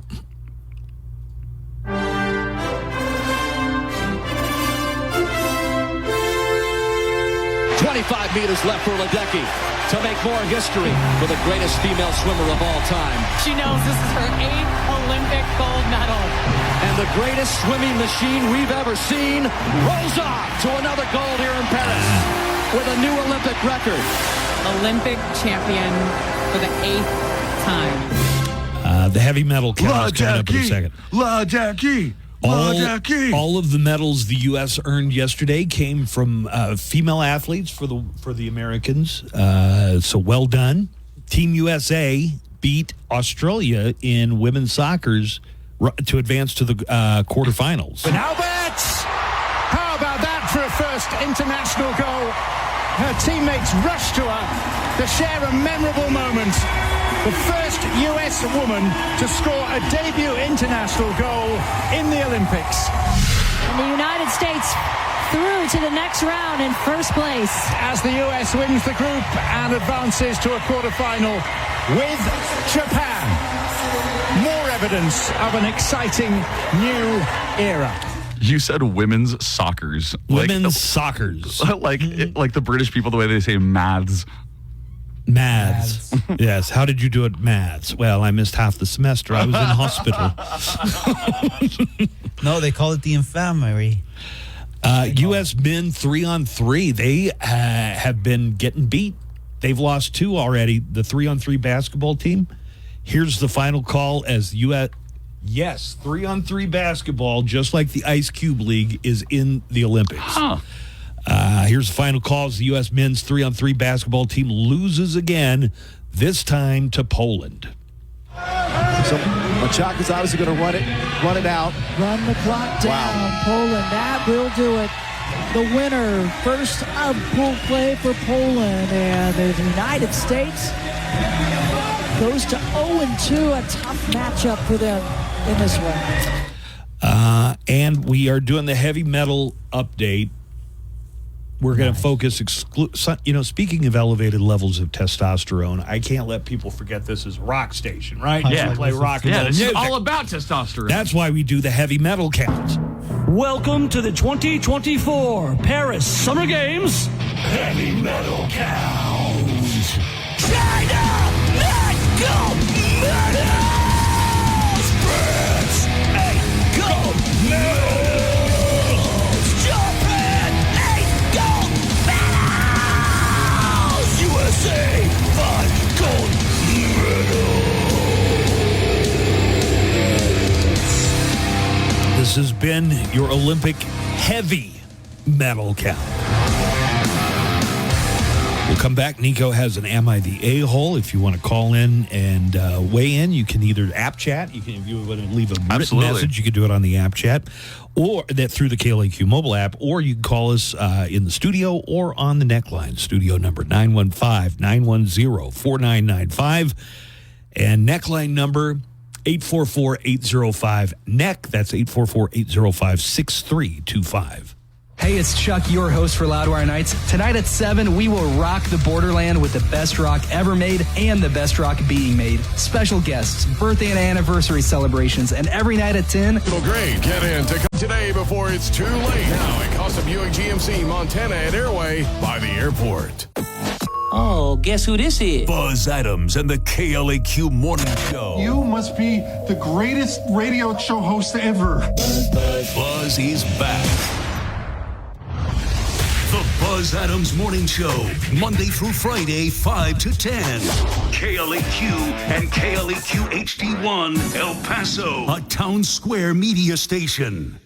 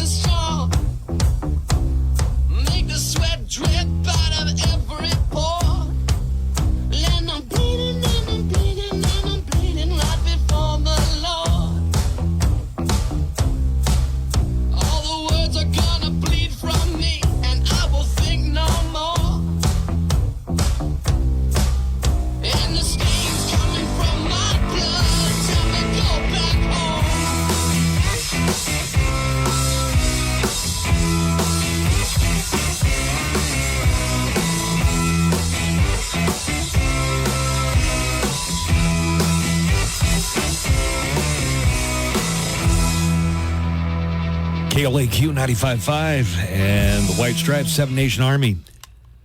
Jack White brought Conan O'Brien up on stage over the weekend at a, I don't know if it was he was playing music, and they did that song that's the theme for Conan O'Brien's right. We're Going to Be Friends. I think you and friends. So he brought him up to do that song. Do you listen to the Conan podcast? I do. I just heard a great one this weekend that I recommend. Yes, to anybody. to answer questions I've been asked before. Yeah, I listen to podcasts. Okay. Well, perfect. Do you have anything else to add? Just that people wonder, hey, if you're on the radio, do you listen to podcasts? Yeah. Well, you especially only listen on road trips. Yeah, that's the only time you listen to them. I've never seen you ever listen to a podcast other than that time. That's one of my favorite. You've never been podcast. When do you listen? When else do you listen to them? There are a couple I try and catch up on every couple of weeks, like the Skeptoid. Okay. Stuff you should know. It's a good one. But like some of the really, I'll try and check out This American Life from NPR, Ira Glass. Interestingly enough, Buzz does not enjoy. So for anybody out there who's like, well, Buzz is obviously a talk morning show host. He does not like the ones where they talk and they have comedy in them. You like the ones that are like pretty well produced and are about facts That and have history. a point. Yeah. Like you don't like Joe Rogan's podcasts. Like, nope. It's just too unbridled. I don't like hearing people talk about random stuff. I mean, that kind of is what we do on this show. Right?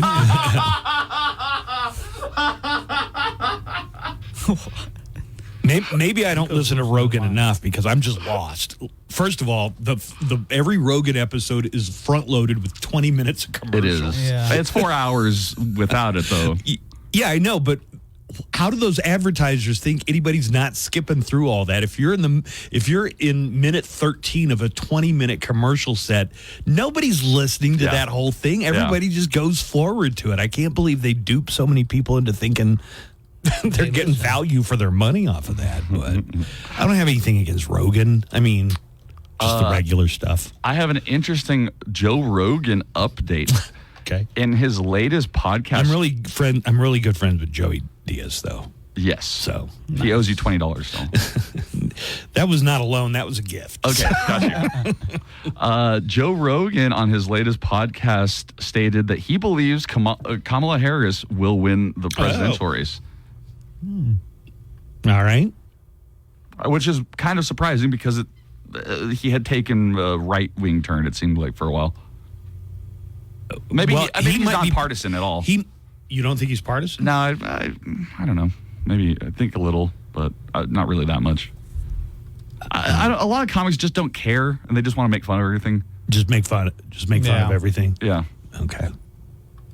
Let me play the ghost song of the day for you. Get this going, and then Nico's got his "Am I the A-hole" for today. Yeah. Today's the first day of August, or August, as we're calling it. And we have great prizes every weekday. We're going to play a ghost song of the day, and I'm going to let you know what it is and play a little clip for you here. Yeah. In the app chat, Danny's like laughing my ass off. Buzz complaining about commercials. we got to play commercials to pay the bills. That's how the world works. But I don't do a 20-minute. Can you imagine if at 6 o'clock we played a 45-minute block of commercials just so we wouldn't have to play any commercials for the rest of the time? That would be crazy. Yeah. Okay. The ghost song of the day. When you hear this song, now here's what you're going to want to do for the next month. When you hear the ghost song of the day, you want to be calling number 31, and you want to call the studio line. That number is 915-910-4995. Don't call you can call the neck line. It's not going to get you registered for this contest, though. You got to call the studio line, and that number is 915-910-4995. Every day will be a different ghost song of the day, and during the morning show, I will tell you what hour it's going to be played, what the song is. So here goes. Our first ghost song of the month of August is Rats. You're going to hear it in the 12 o'clock hour, 12 noon. You're going to hear this song in its entirety.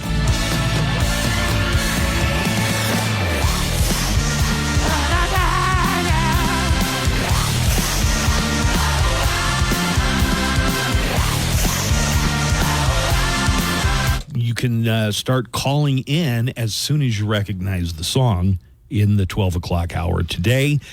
If you are our daily winner, you get the new Ghost movie soundtrack right here, right now. That's a prelim prize. And then from all the preliminary winners, we're going to register you for the grand prize, an autograph Phantom and Guitar by Hagstrom, the Hag case included, and it's autographed by Papa Emeritus Tobias Forge of Ghost. So Rats, the song today in the 12 o'clock hour. Right, you ready to hit us with that Am I the A-hole? Yeah, let's do it. Nico Jimian. He takes people's problems that they've shared either online or through our neckline or even app chat. We've done some of those before. Yep. Don't forget, you can email us, Buzz at KLAQ.com or Nico at KLAQ.com. Also, don't forget to download that KLAQ mobile app. That's Also, where you can hit listen up Alberto on his Tinder or Bumble. Yeah, right. So, and you can listen to the Buzz Adams Morning Show through the mobile app, but you can also message us directly through the app chat and let us know what you're thinking. Okay. All right. Am I the a-hole for telling my sister she's ruining our family tradition by being vegan? What, steak night? Yeah, right. What's the family tradition? If someone has decided they're vegan or any dietary restrictions, I mean, initially I say you respect their decision. You don't say they're the a-hole right off the bat? Oh, she's the a-hole for not wanting to eat some meat. Okay. Well, I need a little more. Of course, let's get into it. Background there. I, a 29-year-old woman, come from a very close-knit family. Every year, we have a big family reunion where everyone gathers at our grandparents' farm for an entire week of fun, bonding, and a giant feast on our last night. The feast is a big deal. It's a traditional barbecue with recipes passed down through hundreds of years and generations. I already have the final word. I've already heard enough. Hundreds of years. I've already heard generations. Okay, you sound like you're a little full of yourself here. Fine. Well, what did your ancestors come over on the Mayflower? Now, this year, my younger sister, a 24-year-old woman, announced she's become vegan. Now, while I respect her choices, she insisted that the entire feast be vegan to accommodate her. All right. See, okay, so they're both out of line. That's important context. My grandparents, who are in their late 70s, have been preparing for this specific reunion for months and making all the usual dishes. And so they were kind of confused and hurt when my sister demanded that they change everything. Yeah, just like people should respect your decision to be vegan, you can't demand that everybody become vegan because you did. Yeah. And I know vegans who feel passionately about it. Mm-hmm. You can't expect everybody to join you in whatever you're... I discovered that I was allergic to bananas in midlife. I don't require people to quit eating bananas. Yeah, you just require them to administer Benadryl to you because you keep forcing yourself to eat bananas. Every year I try and have like a banana split or a banana and see if maybe, just like it popped up out of nowhere, maybe it disappears out. And then I get a text, Nico, get the EpiPen. Yeah, get the EpiPen. For potassium. I feel like an elephant is sitting on my chest.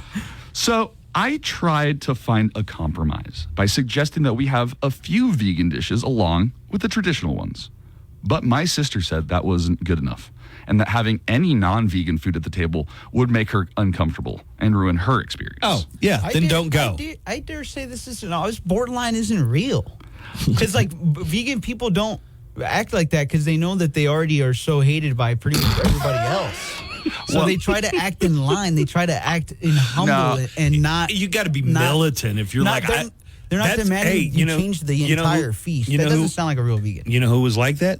Who? Paul McCartney. So at a Paul McCartney concert, there cannot be any cooked animal flesh supposedly anywhere on the premises. Well, hold on. So that's exactly what I was going to point out, is that vegan is not just a dietary restriction. It's actually a life... Code of ethics. Yeah, because you can't wear leather. Anything, any product that has come from an animal, you can't wear. You don't eat eggs even. Dude, but there's people in your family who don't abide by those code of ethics. There's people in my family. Well, listen, who if are we're being real, I'm a degenerate. It's like my family's not going to also be a degenerate with me. if you're eating vegetables that were grown on a farm, the processing and harvesting of those vegetables probably has some animal. Right. Dozens of field mice probably gave up their lives so you could have your kale salad. Well, things got heated, and I told her that while her new lifestyle is important, it's unfair to expect the whole family to change a cherished tradition just for her. I suggested she could bring her own vegan dishes if she's that, adamant about it. She called me selfish and sit in the corner and eat a celery stick while everyone else is having fun. She said I was undermining her beliefs. My parents are torn, and the reunion is now in jeopardy. Half the family thinks I'm being unreasonable, while the other half believes we should support my sister's new choices. How many people are we talking about? Because when I picture, like, if we had a big family thing, 100 people? This doesn't make sense. It probably, let's say 100 people. Yeah. God, that's a lot of... How are people that split? It's like she's being rude. She's the a-hole. The other girl, right? Morning show. She's 24. She just decided to become vegan. She won't be vegan by the time she's 30, probably. Right? Hey, morning show. I just want to give you guys a call. I heard you guys talking about that vegan thing. I know this is going to be a little inappropriate, but I was just super, super curious. If you're vegan, does that forbid you from performing fellatio? Oh, my God. I was just really curious what you guys thought. Talk to you guys later. Bye. I don't know how you think fellatio happens, but they don't consume part of your flesh. Well, they don't eat it. Well, I mean, hey, morning show. It's just a saying when you tell somebody to eat it. Okay, so again, I'm going to play devil's advocate on this one. Okay, because you're going to take up the part that's clearly wrong. Veganism is an ethical, moral, environmental, health, and humanitarian stance. It's not just about food. You want to exclude all animal use, and to sit at a table where there's all these animals being consumed, I could see how you might think. Yeah, but you've got, let's say, what did we decide? 100's too much. Let's say there's 20 people there. You want 20 people to change what they're comfortable with to accommodate you. Are you telling me you can't have a good time with just fruits, vegetables, legumes, nuts, grains, and mushrooms? I mean, come on, find something in there you like. I got a lot of friends that are fruits and nuts. Not too many legumes. And he loves them all the same. Hey, man, if I came from a family of vegans and they were going to have their big vegan feast, I wouldn't demand that they have meat at it. I might bring my own ham sandwich. From home? Smart. So she should bring maybe a salad. And just call Derek says via email, I dated a vegan chick. She didn't have the strength to complain about me eating meat. She had to conserve her calories. Like on an episode of Naked and Afraid. I was watching. Do you think you're always, like, if you're vegan, if you're always like, oh man, I got to drink a protein shake or something because I'm just low on protein? I'm shaky. Well, no, you know what they do? Because I had a friend, I have a close friend who's a vegan. They eat a lot of protein cookies, actually. Oh. Some of them are vegan, yes. Made without milk, I guess? Yes, they're like high in protein. Yeah, she's not the a-hole. This vegan girl reminds me of people that order a burger without no tomatoes, and then take it down the street maybe 2-3 miles and find out their burger has tomatoes in it. So they go back and return it when they could just, like pick the tomato off. Yeah. But yeah, the vegan girl should just eat vegan even though everybody else isn't. Yeah. Actually, that's an interesting. Yeah. I know somebody that I'm very close to who would, like, if something gross like a tomato has touched the food that they're gonna eat, they don't want it. Yeah. No. I think I know who you're talking about. And this person is going to turn 18 this year. I think I know who this is. No, but I don't like going back, so I would never turn around. But I do understand maybe turning around because it's like, well, no, I told you. I paid for this, and I told you I wanted no tomatoes. So I think there's a good chance You that could just pick your tomatoes out. I'm with you. I think there's a good chance that in 50 or 100 years, almost everybody's going to be technically vegan. Yes. If they have no objection to eating lab-grown meat. Oh, I yeah. think We're not gonna lab-grown have meat farms. is going to be huge. Yeah. I have on my human. We're going to eat human. Yes, on my on my dating profile, Steve really didn't like this, but I have this audio that explains how I don't understand the concept of meat and how soon in like 150 years we'll look back and be like, we're gonna look back as one of those things like, yo, I can't believe we used to do that. Yeah. No, I agree. That's good. Like, it'll be looking back, and at 50 years in the future, people are going to be like, how could humans eat other animals' cows flesh? And especially because it's like you go to like McDonald's and a burger could be like $3, and it's like the meat in this burger had to have been more than $3, but I don't know. And it's like it doesn't make sense. And the way we Stoner guy, I just want to say this is a vegan a-hole right here. Yeah, that's a vegan a-hole. Yeah, dude, that thing, that story took a turn right as soon as she was like, "Oh, I expect everybody to eat the way I'm eating." That's crazy, bro. Yeah, have a good one. Vegan a-hole. So, in the comments section, even vegetarians are chiming saying in that she's the ale. Vegetarians have it easier. Vibrant Algorithm says, as a vegetarian for about 15 years, I second this. And They frankly, can't talk. she is going to have no friends or family if she keeps behaving this way. It's great if she's ready to do what she feels is ethical, but she didn't feel this way a year ago.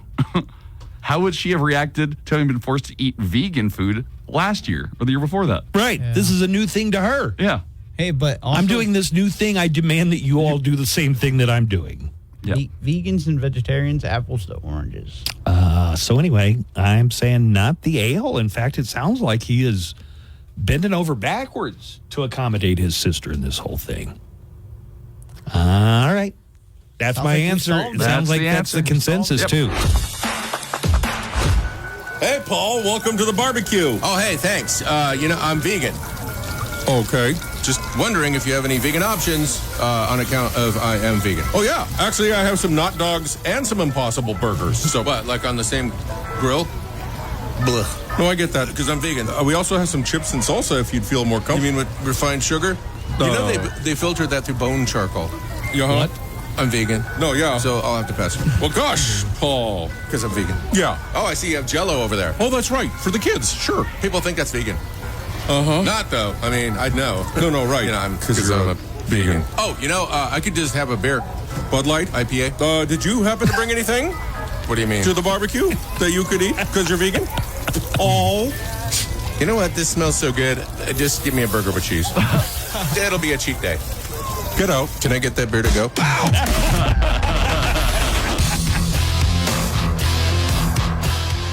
You ever notice I always have... After the Buzz Adams Morning Never Show, mind. Glenn Garza and Daniel Paulus. Don's Ashes of On sale now at Ticketmaster.com. Broadcasting in El Paso to El Paso. The Buzz Adams Morning Show on 95.5 KLAQ. Okay, let's hit it.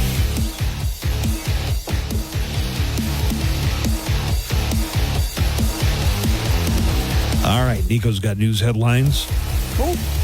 I think we got a few calls about the Am I the A-hole, but We it seems do. like there's a consensus here that you don't turn vegan and then suddenly start demanding that everybody else turn vegan. Stick with it for 5 years and then get back to us. I want to tell you about Cool Canyon Nights tonight. It's the final night of our free summer concert series at McKellican Canyon Amphitheater featuring the music of Fungi Mungle. Here's the Fungi guys not too long ago at an Al Fresco Friday. So let me just... They do 70s hits, disco hits, 80s, some 90s. They might even dip into the 2000s, but, You know what I've always meant to ask them? Because I see Joey Mungle pretty frequently. Sure. See Joey all the time. And I always want to know, where do you keep the afros when they're not being used? That's their hair. You could, hey, why don't you just borrow one of their old ones they don't use anymore? So I can just and have you an can just afro? say, I'm Nico Mungle. Right, and that way... Mongol. That's your, like... It saves you the embarrassment of going through the toupee process. Right, thank you. Appreciate that. It's a really good idea, buddy. Maybe I just get a pick and I go full on afro. Fungi Mungle will be performing at his free concert, and this week's Cool Canyon Nights, the final of the season, is brought to you by Raising Cane's Chicken Fingers. Chill out this summer with Raising Cane's Iced Tea, the official iced tea of iced tea. Raising Cane's Chicken Fingers, one love. And special thanks to all of our great sponsors, L&F Distributing White Claw Hard Seltzer, KLAQ Nissan, Johnson's Jewelers. It's the final night. We hope to see you out there at McKelligan Canyon Amphitheater. It's free. Is One Love in your liner? Yeah. Because I see that in all the Raising Cane's commercials, and I wonder why they're... What is that? What's One Love? I don't know. It sounds like I think there's maybe a Bob Marley song called One Love. Okay. But when you said One Love, I think of the Baby Don't Hurt Me No More. That one. You know which one? What is love? Oh, my fault. What is love? Baby, that's the Night of the hurt Roxbury song. Do you want to play a couple of calls about our Am I the A-hole? Sure. So basically, 24-year-old sister just turned vegan. She wants the entire family barbecue, which is a family tradition, to be nothing but vegan. Family split on this. Yeah. Some of the family's like, sure, do it. Why not? And the other half is like, no. All right, let's hear some of the calls. Good morning show.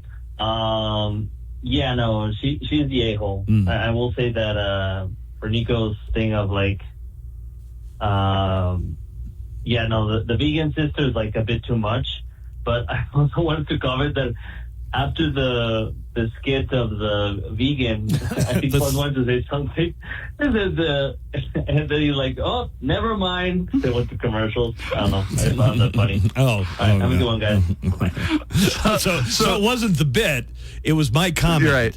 What I was gonna say before I was so rudely cut off by the commercials. Sorry. Yeah. Well, by you, Alberto. I mean, it's not like the commercials played themselves. Blame someone else by me. Doesn't it seem like I always have the perfect bit to go along with whatever topic out of the blue you decide? Okay, so Buzz and I didn't really pre-plan anything. And so I bring up the Am I the A-hole, and it's about a vegan barbecue.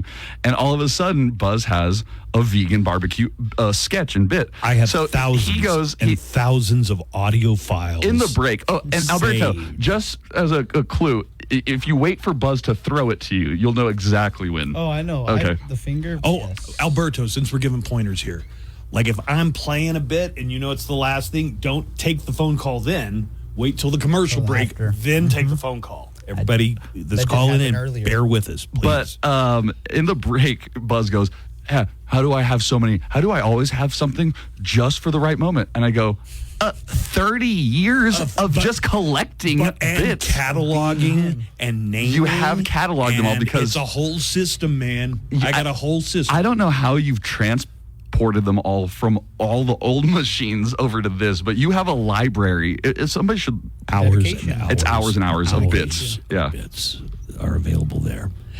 You want to hear one more neckline call? Give yourself to AI. Would you let AI take your voice, Buzz? It already has. I mean, the AI could have my voice, but they're not gonna say anything as intelligent and witty and clever as I do. Buzz just said AI could never be me. This is about picky eaters. So with picky eaters, man, my ex was incredibly picky. She was the same. If anything touched, she'd send it back. We'd be at a restaurant, she would send her food back 2-3 times. Like, embarrassing. She'd sit there and complain about the food being undercooked or overcooked, and then come back being the opposite. She was just awful. She always complained. It was one of the many reasons she's the ex. But it was awful.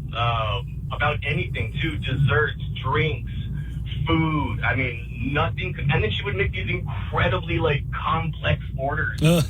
She would substitute this and that, and it was so embarrassing. It was so freaking embarrassing. You still dated her. A lot of people out there like that, man, and she was definitely one of the biggest perpetrators. All right, later, Moody Show. I'm thinking she must have been hot. Yeah, but you know that he's feeling some probably old resentment because she probably complained about things he did just as much. Yeah, probably. Yeah. She definitely was hot though, because think about it. How often? I mean, you eat. It's one of the first things you do when you meet new girls. Eating together. Yeah, you eat So out. it's Hey, what do you want to do? Let's eat out. Yeah, of course. Well, that was awfully forward.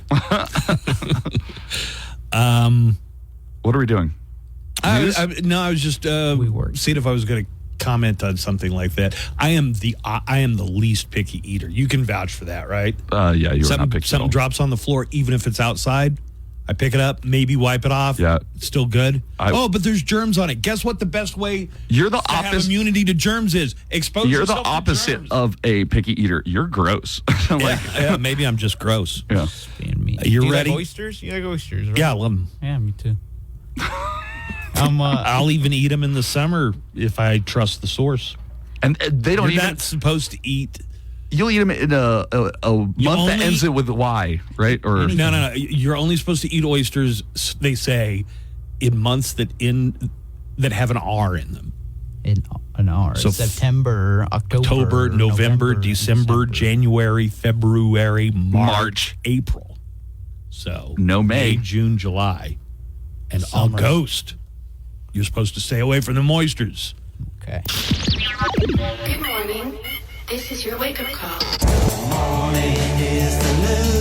All right, people. All of it is good. Woo! Weather's good. How long till we get this thing started? Here we go. Nico Jiminy with news headlines. Nico, we've got, 10, 15 minutes here to do the news. Oh, awesome. Let's do it. All right, here. Well, Boeing went in a different direction when choosing its new CEO. Aerospace industry veteran Robert Kelly Ortberg, who has an extensive background in mechanical engineering, will succeed outgoing CEO David Calhoun starting Monday. Calhoun's experience prior to taking over the aircraft manufacturer was strong in regulatory and business areas and was previously the chairman of Nielsen Ratings. Mm-hmm. In a statement issued by Boeing, Ortberg said, "There is much work to be done, and I'm looking forward to getting started." Boeing reported a loss of $1.4 billion in just one quarter this year after a series of... Weren't they fined about $500 million? Yes.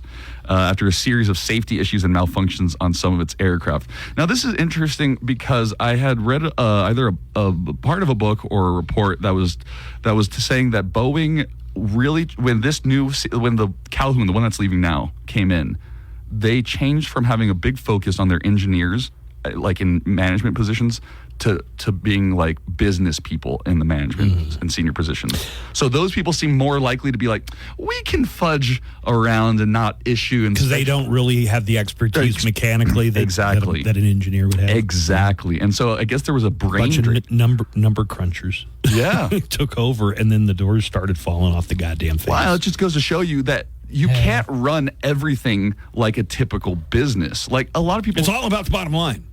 It's not sometimes. It's sometimes about making sure the thing is safe and ready to go. The amount that Boeing has been fined by the government probably is more than if they had just done it right at the beginning, right? Yeah, absolutely. U.S. District Judge Peter Sheridan issued a 69-page opinion yesterday that ruled New Jersey's ban on the AR-15 rifle is unconstitutional. The ruling also said that the state's restrictions against magazines that hold more than 10 rounds is constitutional. Sheridan delayed the order for 30 days, and both the state attorney general and Second Amendment advocates are planning appeals. 9 other states and the District of Columbia have laws similar to New Jersey's, so that will make a difference. And it has not been a good year for high school students dealing with the free application for federal student aid, or FAFSA. A new form was FAFSA? Yep. Well, maybe when you do it. A new form was released in December, and a series of delays, glitches, and processing errors in the system have left roughly 30% of all students trying to enter college in financial limbo. The department revealed this week that bath corrections, which were slated to be available by mid-August, won't be put into place until the 2026 cycle, or 2026 cycle. This means that just a few weeks before the start of school, some students might not receive any financial aid money in time for their fall semester. That's horrible. Who does I it? used to depend on those checks. You know what, Alberto, that's a good point. I bet you qualified for a lot in FAFSA. Yes, because so the way I did it was like when I lived with my parents in Houston, I didn't qualify for anything. So when I finished, or when things settled down after COVID, I decided to move back to Houston, to El Paso, to just come back to school over here, and that way I'd be by myself and I'd get more FAFSA, and I did. So what is FAFSA again? FAFSA is Are you saying it on purpose like that? It's just the money you get, it'll pay for your school. There's no P in the thing. So when you're saying FAFSA, you're doing that on I thought purpose. that's what you were saying. Really? Yeah. Really? I did. So really? The way it works, though, is like you get offered X amount depending on your circumstances, and you can decide how much to take out. And you see how much your semester is, you can decide how much to take out. Okay. And you can I got to see tell my parents what suckers they were for saving all their lives so we could go to college. Well, I you know, have right? to pay all this back. I mean, they had have to pay save all this back. They had to save Yeah. $1,200 to send you to school. Yeah. You have to pay all this back, though. Like, they send you this money, but you have to pay all of it back. Well, it And that was their argument. Anytime I It was depends like, on the type of financial aid you receive. Yes, but most of it, you have to pay it back. 90% of people have to pay it back. It just depends on what grants you get, this and Yes. that. Anyways, until Sleepy Joe Biden forgives all your debt. right. So it's the free application for federal student aid. Who's doing all the stuff with your daughter? You're not doing any of it with her, right? It's probably all her mom. Buzz is paying it. Buzz is No, paying you're it. you're not helping her fill out I'm the the forms. man who writes the check. Okay. Yes, he is. You're not helping her write her essays or anything. That's Help her write her essay. Like the application, the entrance episode, where they go, tell us a story about yourself, and you're supposed to come up with a real compelling I don't reason think she's why. gotten to that. Oh no, she hasn't gotten to that point yet. She's the way she looks at it. She's got her entire senior year, and that seems like an eternity away until she graduates. Yeah, but a lot of things you have to get started like the year prior. By the way, if you're paying child support, you don't quit paying child support necessarily the day your kid turns 18. You don't? No. You just I'm on the hook as long as she's in high school. All right.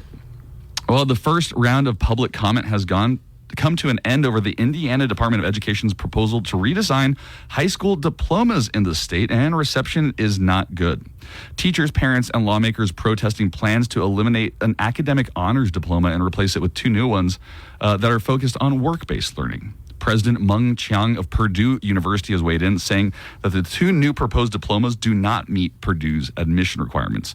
Basically, Well, like if you're on a track, there was some guys in school that I knew them from grade school, but they were going to drafting. There was a class for drafting. Okay. Or big draft machine shop. They were learning woodworking. skills and things like that.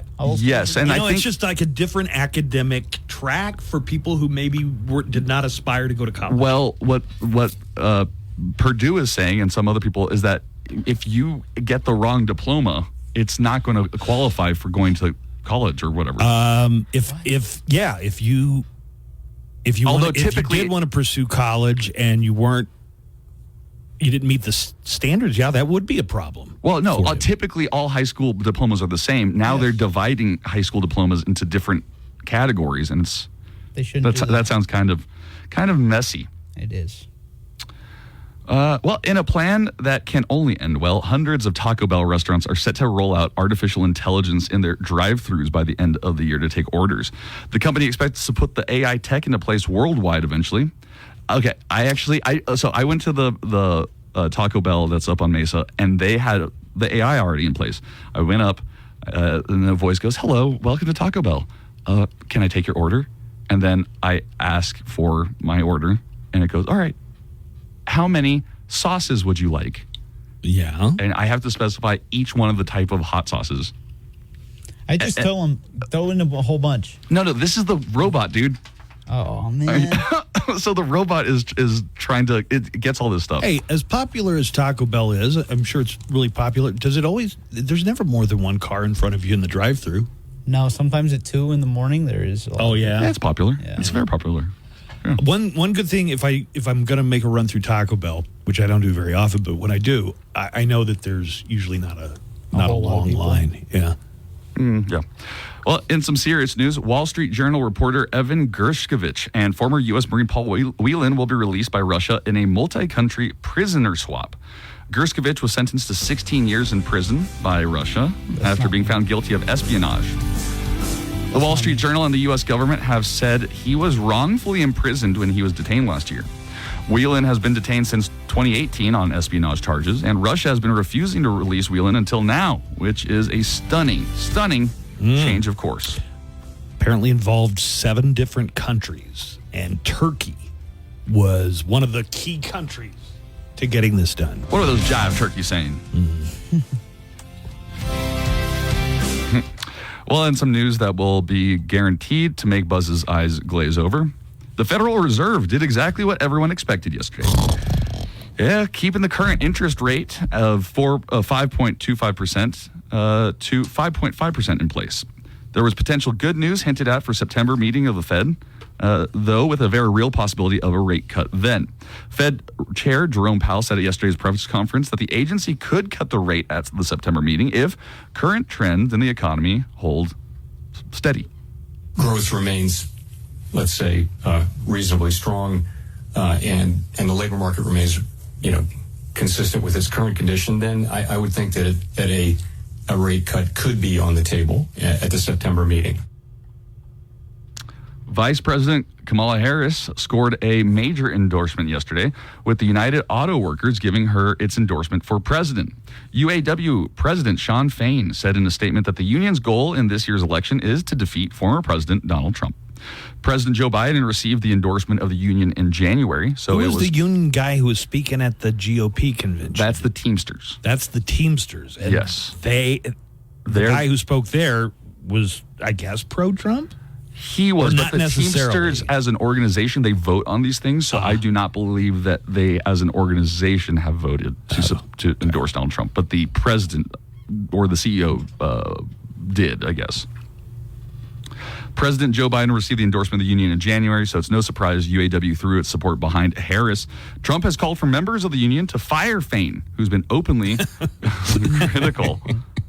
He's very popular. They say that as a union head, Shawn Fain is extremely popular with the rank and file. Also in here, I don't know if you heard me say former President Donald Trump, but we had an app chat message earlier where somebody said, Buzz, why do you... hold on. Why do you say former President Trump? As opposed to President Trump? Yeah, and he was like, you don't do that for Obama. I might say former President Obama. Yeah, that's what I was thinking. I mean, probably on some deep level, subconsciously, I don't think he's worthy of the title. I mean, there's probably somewhere deep in my psyche that I'm just like... Okay. Well, I was giving you a chance to be like, it's just a matter of saying former president because he is the former president. Bill Clinton, former President George W. Bush. I think I'd just say former president most of the time to differentiate. Yeah, exactly. Not talking about the current president. President. Also, for any Trumpsters out there, Trump lost the 2020 election, so some of them think he's still the president, I guess. Okay. So I'm trying to help out the MAGA crowds. God bless them. Well, above average heat is predicted to keep gripping much of the nation throughout August. The National Oceanic and Atmospheric Administration Climate Prediction Center's 30-day outlook shows the heat will be particularly noticeable in the southeast, the mid-Atlantic, the northeast, and New England. The rest of the country won't be spared either, with only the Great Lakes and upper Midwest set to have more normal temps.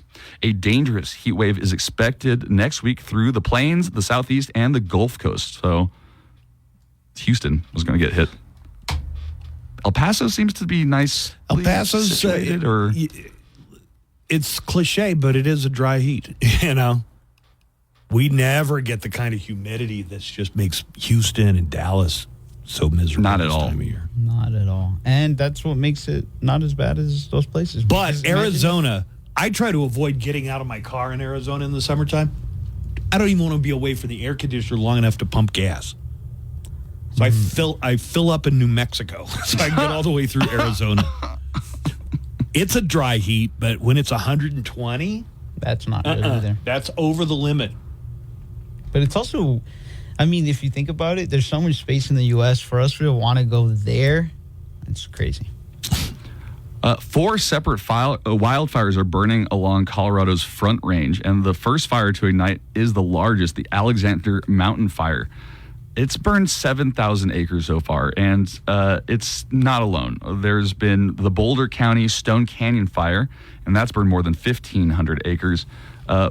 Pretty much all the high temperatures have left the environment open towards wildfires.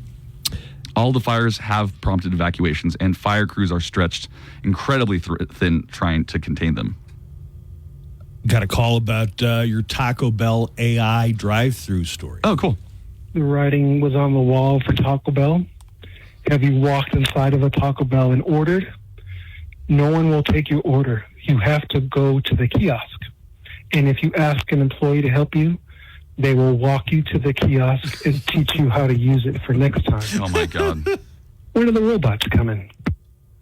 I'm with him. He's right. And you know what? McDonald's is taking a step that way, too, and it's sad that What are we going to do with all the people that are going to be unemployed? Lose their jobs? Right. People who work That's jobs what like people in aren't service. realizing that. Sam. And whoever... Whatever you do, there's a chance that you're going to be impacted by this. If like you're a truck driver, you're always going to need a truck driver. At some point in the future, those trucks are definitely going to be driving themselves without a human on board. The way I see it is like these replacements are boiled down, in my opinion, you boil it down to greed. So like when you boil everything down to greed, everyone's going to be replaceable by a machine. You don't have to pay.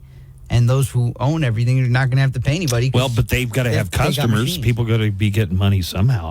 I'm telling you, the people that have an ability to make money will make money, and those who cannot make money will not make money, and that's the way it's going to be. There's going to be a huge divide. Okay, stop for a second. We're on the verge of a huge societal shift. You're going to find so many jobs that have been made obsolete through AI. Yeah, and there will be no revenue sharing. But it's been going on for a couple hundred years, ever since the Industrial Revolution. Well, yeah, machines have been taking. But what you have to consider is that now, when you hold on, when you throw in science, when you throw in computers, AI, and the way that AI and computers and technology has grown faster over the last 50 years than it had in the previous. I think of Derek Terry saying, Alberto, say the point. Quit tiptoeing or say the point. What's the point? Well, technology is more powerful now than it's ever been. It's grown faster than it has, so it's not the same as what you just compared it to. Okay, all right, maybe so. I just think of Derek's comment. Like, he tells stories like a black auntie. Is that what Derek said? Like a black auntie will never tell you the thing they actually want to communicate. Yeah, they'll tell you everything else except the point of their story. Okay. All right, let's move on. You got time for one more story? We got to take a break. All right, a woman, this will be my last story. A woman in New Zealand decided to enjoy the beach when she came across a headless body. Ugh, gross. And she called the police. Well, Alice Cowdery says she and her dog, Sadie, were walking on Tapui Beach when Sadie alerted her to the body. Police took a look at the corpse and discovered it was a realistic sex doll that had washed up on the beach. Like one of those $10,000 jobs? One of the real nice ones, yeah. It took real dolls. It took 3 officers to lift the discovery and place it in their cruiser. Cowdery is really relieved that it was not a real headless body. Well, the question, though, is... Who would buy a sex doll without head? A head. They need to start pawning them. Or maybe the guy who where's just the head? Yeah. He's like, I don't need the rest of that body. What the hell happened I just here? need the important parts. That was his favorite one. Yeah, he's like, this is my favorite part. I don't need the rest. Hey, so you've heard about the anti-sex beds at the Olympic Village? Yeah, you have one in your house. Your bed. I don't have a bed, mate. Oh, it's anti-sex. Just because it's my bed. No, these are made out of cardboard. Yeah. And supposedly they work fine as a bed, but if two people are on it, it won't support the weight. I bet you there are a lot of Olympians that are already proving that wrong. There was a video posted by one of the Olympians, I think a Canadian, who was jumping on it and dancing on it, and the bed didn't collapse. But what are they going to do with all of them? Well, they're cardboard. Break them down break them and down. recycle them, I guess, or I bet somebody would pay top dollar for Give an them to a homeless official man. anti-sex bed. Oh, yeah. Like if you said this was like a souvenir. Yeah, a souvenir. You can buy one of the cardboard anti-sex beds from the Paris Olympics. People would probably shell out. At least $100. $500 maybe? Yeah. Who knows? The talk of the Olympic Village can now be yours. Introducing the anti-sex bed. Thanks to a cardboard frame that collapses under the weight of two people, it's perfect for anyone who never gets laid. Model railroaders, hosts of The View, people who dress up like Wolverine, Ubers, Swifties over 55, guys who braid their chin hair, and of course, your Aunt Libby. Order now and get a free set of anti-sex sheets. They have Wolverine on them. The anti-sex bed, the official bed of the U.S. Olympics and Comic-Con. I'm Daniel Paulus, and whether you're wrapping up your workday, requires eligible plan coverage and other restrictions apply. Visit att.com/OneNetwork for details. The Buzz Adams Morning Show, Monday through Friday, 5 to 10. KLAQ and KLAQ HD1, El Paso, a Town Square media station.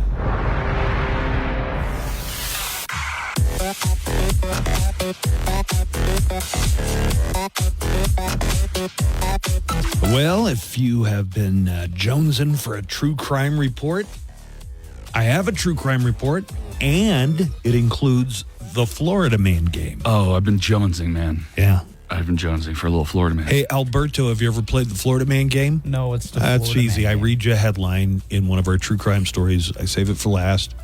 It involves a Florida man or woman. Or one, yeah. Yeah, sometimes it's a woman, but we call it, the Florida person game just doesn't work. Well, the theme song says Florida Man, so we're sticking with that. And I leave out one word from the headline, and the challenge is to correctly put the right word in. To guess, what do you think he's talking about? Okay. Pay attention. Okay. There's a prize from Town Square Media for $10,000 if anybody gets the Florida Man game. That's right. a game changer. Wait, are you serious? Yeah. Yeah. Yeah, doesn't that sound like something our company would do? $10,000 prize? Yeah. Yep. So get ready. We're going to have the True Crime Report coming up here in just a few minutes. Final night of our free concert series on Thursdays. Funky Mungle at Cool Canyon Nights at McKelligan Canyon Amphitheater. Music starts around 6. Parking is free. Admission is free. Probably going to be a pretty big crowd out there because it's Funky Mungle. Yep. And it's the final night of the Cool Canyon Nights concert series. It's at McKelligan Canyon Amphitheater. We hope to see you there tonight for Funky Mungle. If you haven't been, I'll save a little aggravation for you. You're not going to get phone service up there. It's so far back in the mountains that people aren't getting their phone service, and I guess for some people it really freaks them out. Yeah. I have an update to our sex doll story. Mm-hmm. The headless sex doll that was found. Sex doll, yes. In our app chat, don't forget to download the KLAQ mobile app on whatever app platform you use to download. And that way you can listen to the show and message us directly through the app chat. Okay, Stacy T says she has a theory about how the doll was headless. Mm-hmm. Stacy T says someone was messing with their sex doll on a boat and it fell overboard. And then the head became separated. Well, then she says the heads are usually removable for washing. Wait. This is a woman? Right. And knows that the heads are removable for washing? How do you know that? Right. Unless Stacy is... Oh, yeah, it could be a guy. I mean, could be a Pat situation. Or Tracy. Yeah. So The heads are removable for washing. We mentioned real sex, so they had a story about these things called real doll that are $10,000 items. Yeah, but that are and they're posable and bangable. Bangable. But the heads come off for cleaning. So, you know what I can't imagine though is if you have enough money for a $10,000 doll and a boat, get a hooker and take her out on the boat with you. Live it up for $10,000. Yeah, that way they find a headless hooker on the beach instead. Oh, you ready for a true crime report? Let's do it. Ready. Here goes. That's the sound of the police. That's the sound of the beast. Actual crime stories from around the world and across the nation. It's our true crime report. Yes, the Florida Man game is coming up today. Woo!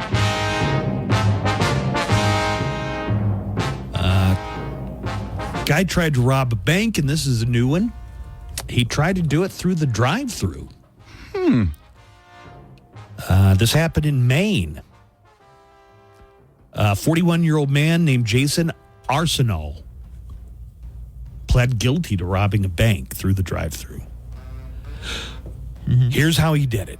The bank had what do you call them? Pneumatic tubes? Yes. The My favorite. vacuum tubes. And Mr. Arsenal, the 41-year-old man, dropped a note inside saying, all right, here's what it says. Car bomb, all caps, exclamation point.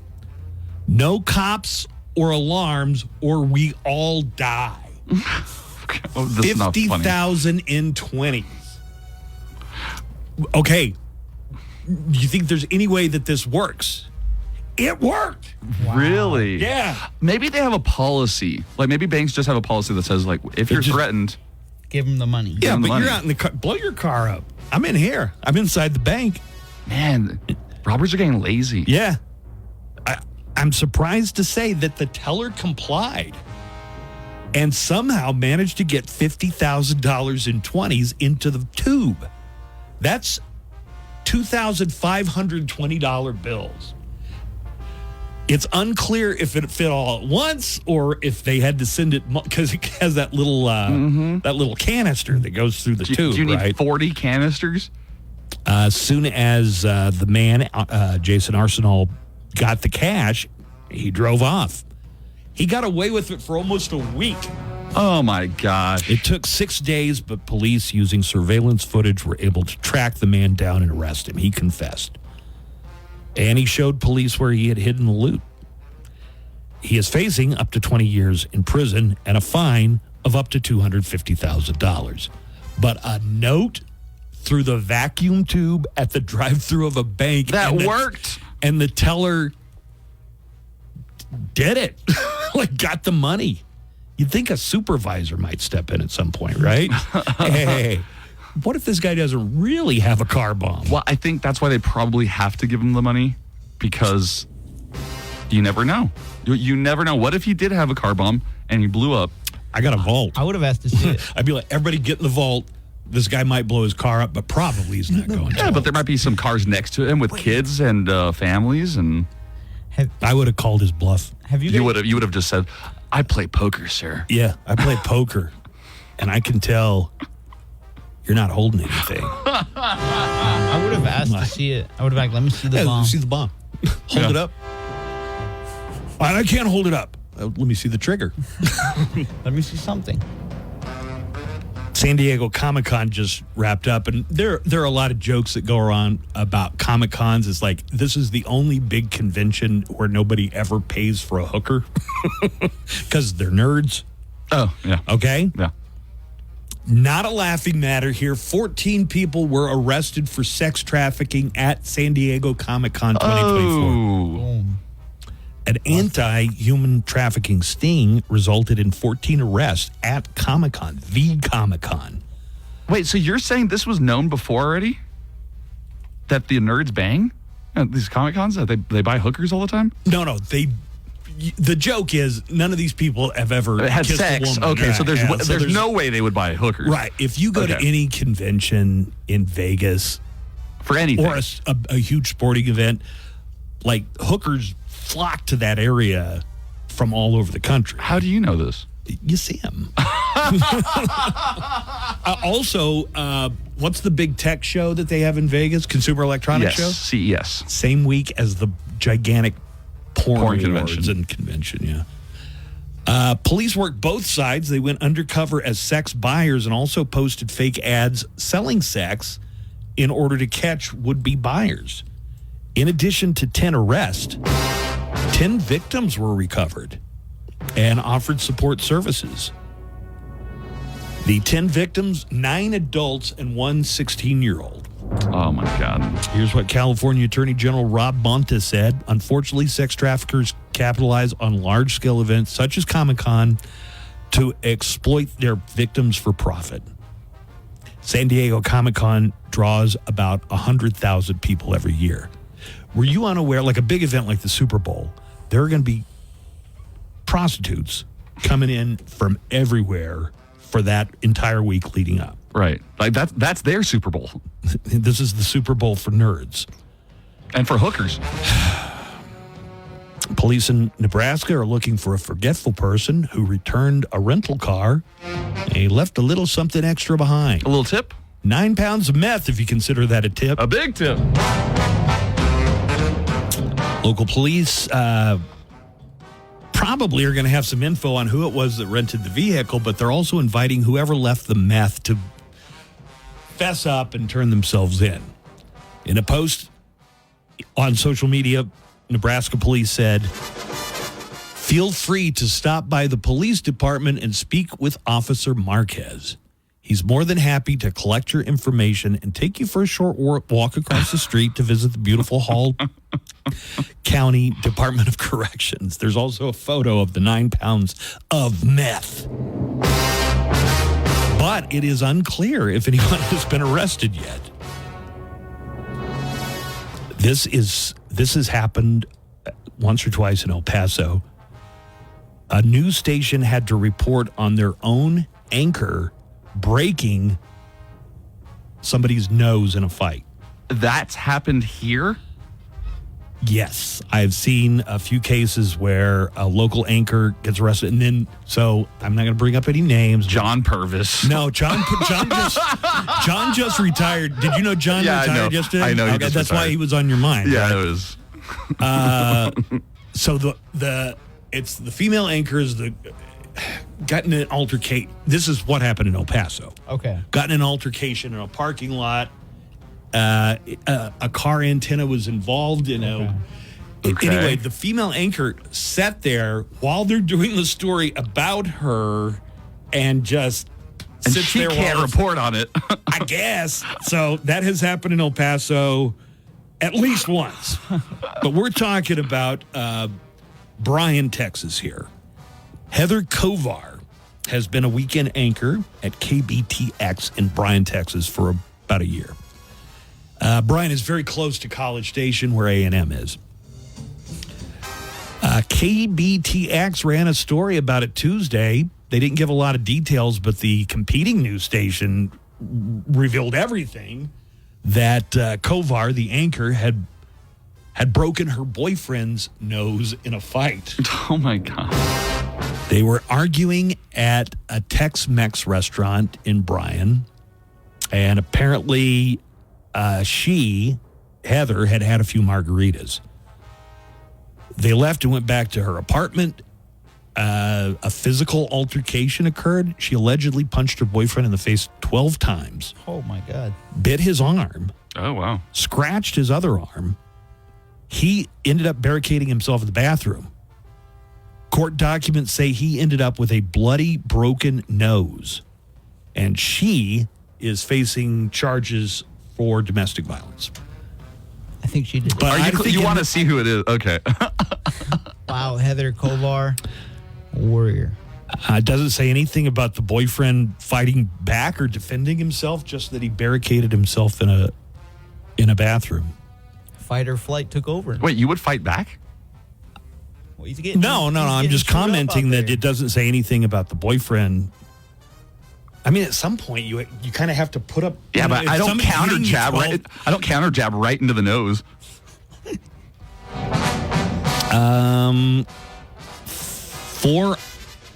Four armed robbers in L.A. got caught after one of them posted a photo of himself holding a bunch of stolen cash on Instagram, and of course identified it as stolen cash.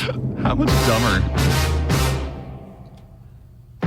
You know, as I'm remembering, I think I got a few audio stories before we get to the Florida Man game. Florida Man, great game, is going to be really, really good.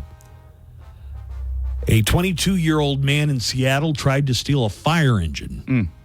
He didn't get far. He got arrested after he couldn't figure out how to release the parking brake. So you're not going to go far if you can't release the parking brake. Here's some of the 911 call during this recent crime. We just had someone try to steal our fire engine. I was requesting some expedited response. He did see a fire crew attempting to chase after him.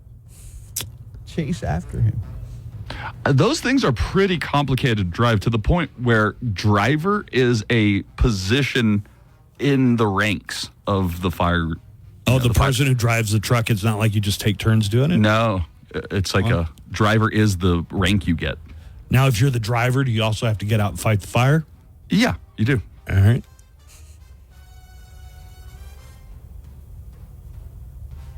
I've got a couple other audio stories here. All right. Authorities in Tennessee say a store clerk stole a $1 million lottery ticket from a customer. Vile. The rightful owner was told he was a winner, but the clerk told him he bought 2 tickets and one was good for $40. The other one was a $1 million winner. That's messed up, man. So the clerk, here's what they do, or what this guy did anyway, tells the guy, oh, the other one isn't a winner, and he threw it in the trash. Then as soon as the customer left, he got it out. Where's that ticket? Wow. Well, he got caught when he tried to cash the ticket as his own. The lottery officials say there was something suspicious. And after they asked a few questions, they were able to figure out that the clerk had stolen a customer's $1 million lottery ticket. Here is Tennessee Lieutenant Detective Steve Craig kind of explaining what happened. If you scratch off the front barcode, it'll tell you if it's a winner or not, regardless of whether you scratch off everything showing how much you've won. He threw it on top of the trash. As that gentleman left, he took the trash outside. And if you follow him on the camera, you can see him grab the ticket, put it in his pocket. He went to the Tennessee Lottery Commission to claim the ticket as his own.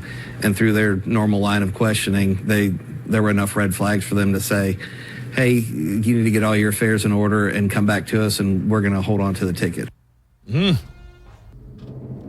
is messed up. I wonder how many times a scam like this has been pulled. For something less than $1 million, maybe. Or Also, is it suspicious if you work at a convenience store that sells lottery tickets, if you win the lottery?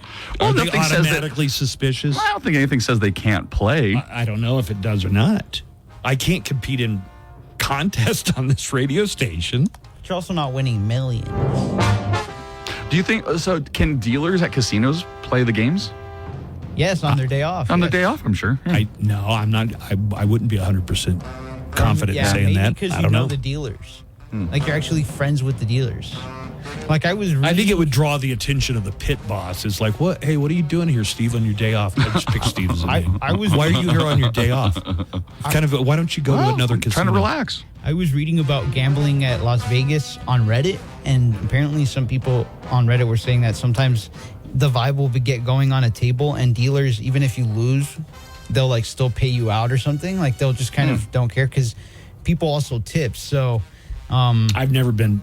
The only place I've ever been erroneously paid out because the dealer did the math wrong was not in Vegas. Right. It has to be somewhere they're not. It has to be someplace where, that's the NFL of gambling is Vegas. Those people are expected not to make any mistakes that aren't in the casino's favor, of course. All right, you ready for the Florida Man game? Yes. This is your first time, huh? First ever, Here's how we play. Who runs naked through a dairy farm? Florida man, Florida man. Who never fears any bodily harm? Florida man, Florida man. Who's made love to a dozen trees? Throws tennis balls that are full of bees. Who tries to bite every cop he sees? Florida man, Florida man. So get something to write on, Alberto, because you got to write down your answer. And then we reveal the answer. Okay. It's the Florida Man game. I'm going to read a headline. All right, Nico's got paper. I'm going to leave out one key word. So I'll narrow it down. It's just one word in this one, okay? Okay. All right, you have to fill in the blank correctly for the $10,000 prize. You ready? Mm-hmm. Yes. Florida woman caught with bag of drugs labeled bag of blank. Once again, Florida woman caught with bag of drugs labeled bag of blank. All right. Our participants are writing down their answers. Look like Nico's already done it. He didn't have to think for very long. Alberto, are you writing it down? I'm drawing on the years of training I've had playing in the Florida Man game. And that doesn't even help that much. Let me know when you ring in, Alberto. Okay, I'm ready. Okay, the answers are in. Nico, you finished first. Florida woman caught with bag of drugs labeled bag of blank. Nico put drugs. Florida woman caught with bag of drugs labeled bag of drugs. Yeah. Okay. And Alberto, what did you say? Baby formula. Okay, good answer. Good answer. Florida woman caught with bag of drugs labeled bag of baby formula, according to Alberto. Alberto, how much would this $10,000 prize mean to you? I don't know. I'm just kidding. I can't even imagine that much money. Yeah. Well, I want to tell you, we have a winner today. Oh, my goodness. We have a winner. Oh, my God. Florida woman caught with bag of drugs labeled bag of drugs. Yeah!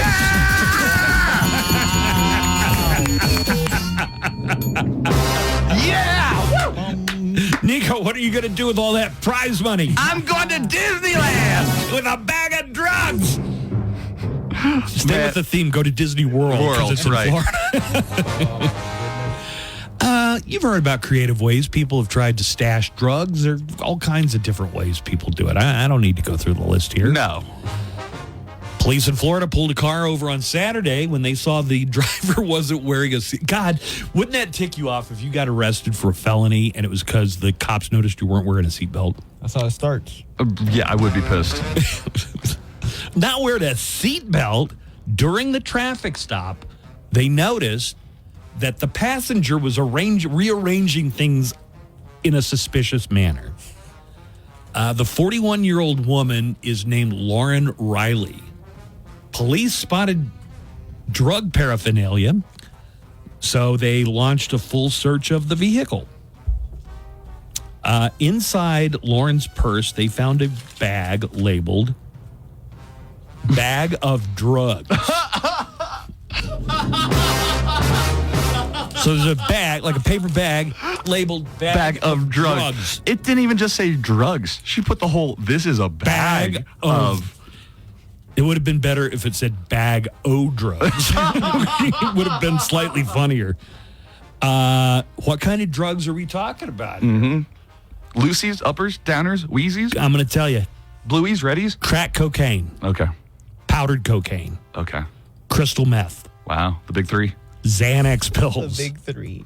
And then it just says other drugs. The story just says other. There were so many, we couldn't even fit it all in. There was also a needle, straws, a metal spoon, 4 glass pipes. Anybody who's ever seen New Jack City knows what that's all about. It sounds like she was the full, the whole full head shop. Yeah. She was ready.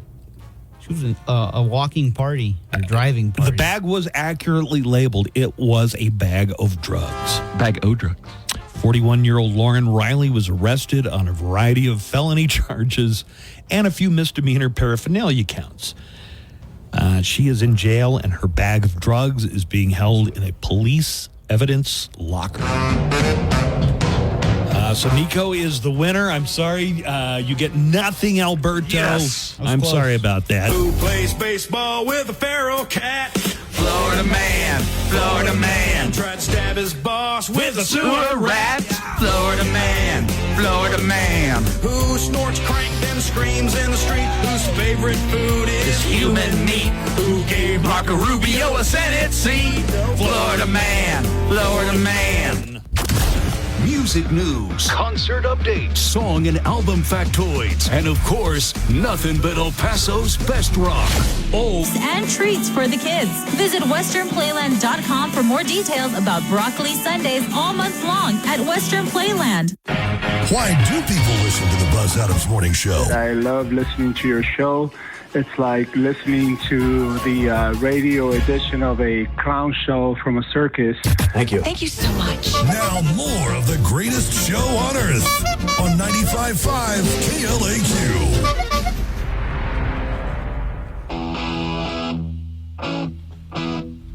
I have already announced the Ghost Song of the Day twice. I'm only supposed to do it twice, but it is August.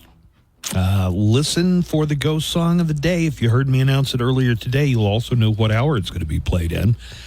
During the month of August, every Monday through Friday, we're going to get a winner.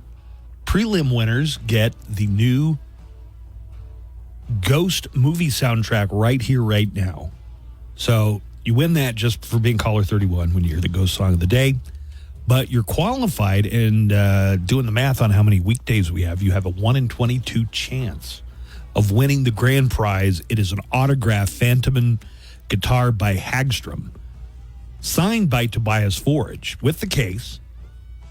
Without the signature, the guitar and case are worth over $2,000. With the autograph from Tobias Forge, who knows? But be listening, and every morning, twice, just after 7 a.m. and just after 8 a.m., we will tell you what song and what hour it's going to be played in for the Ghost Song of the Day during the month of August.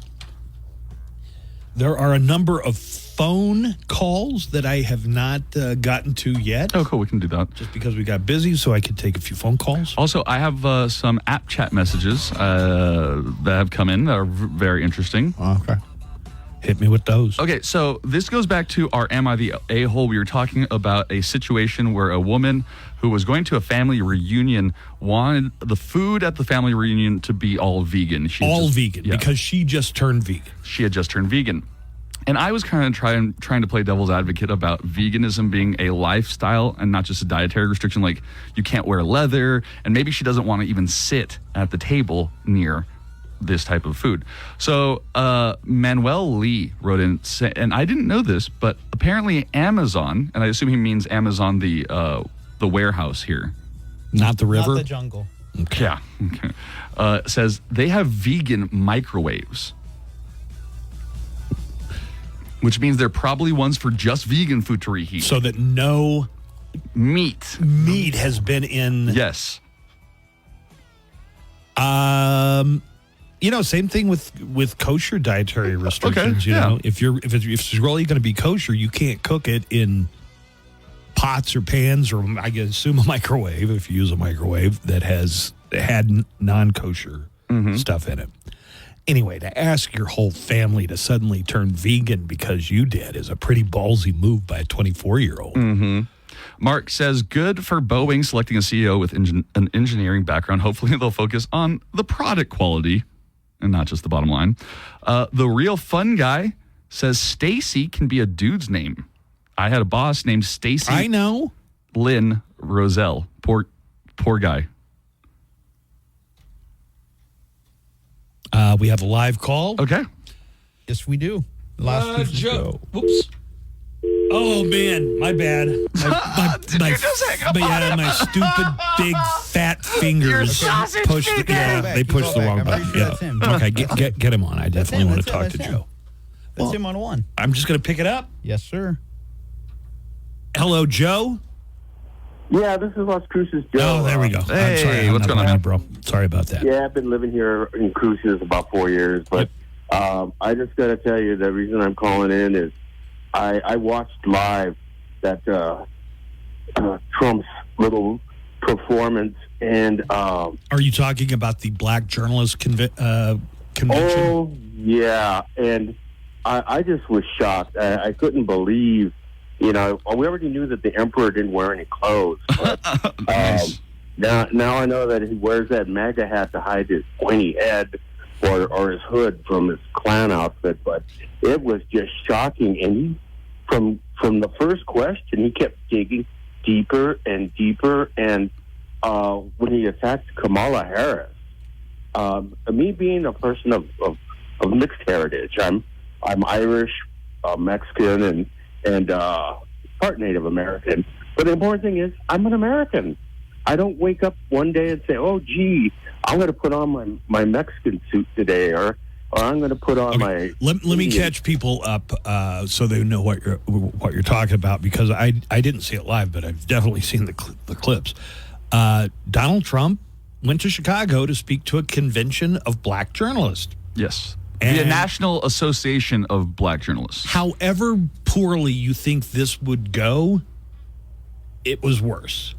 But, Joe, some people are saying that at the very beginning, there's like a long question that is accusatory. Nico, I think you even said that it was starting off hostile from the journalists who were on stage asking Trump questions. It sounded like the very second that the interview started, there was no social graces. There was no thank you, former President Trump, for coming to speak with us. Not on the video that I saw. If there was anything previous to that, but I'm going to play a little bit of it for you. But he claimed that Kamala Harris isn't really black or only became just the kind of things that I got to think every journalist in there was offended by, even if they're, so-called conservative or MAGA-friendly journalists. And you can hear from the clip that there are some in there because they applaud some of Trump's. I mean, not many.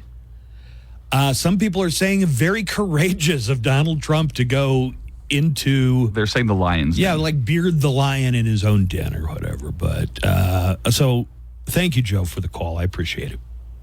Okay, you're welcome. Bye. You're gonna go. You're on the air, dude. Your microphone is on. You're on. Okay.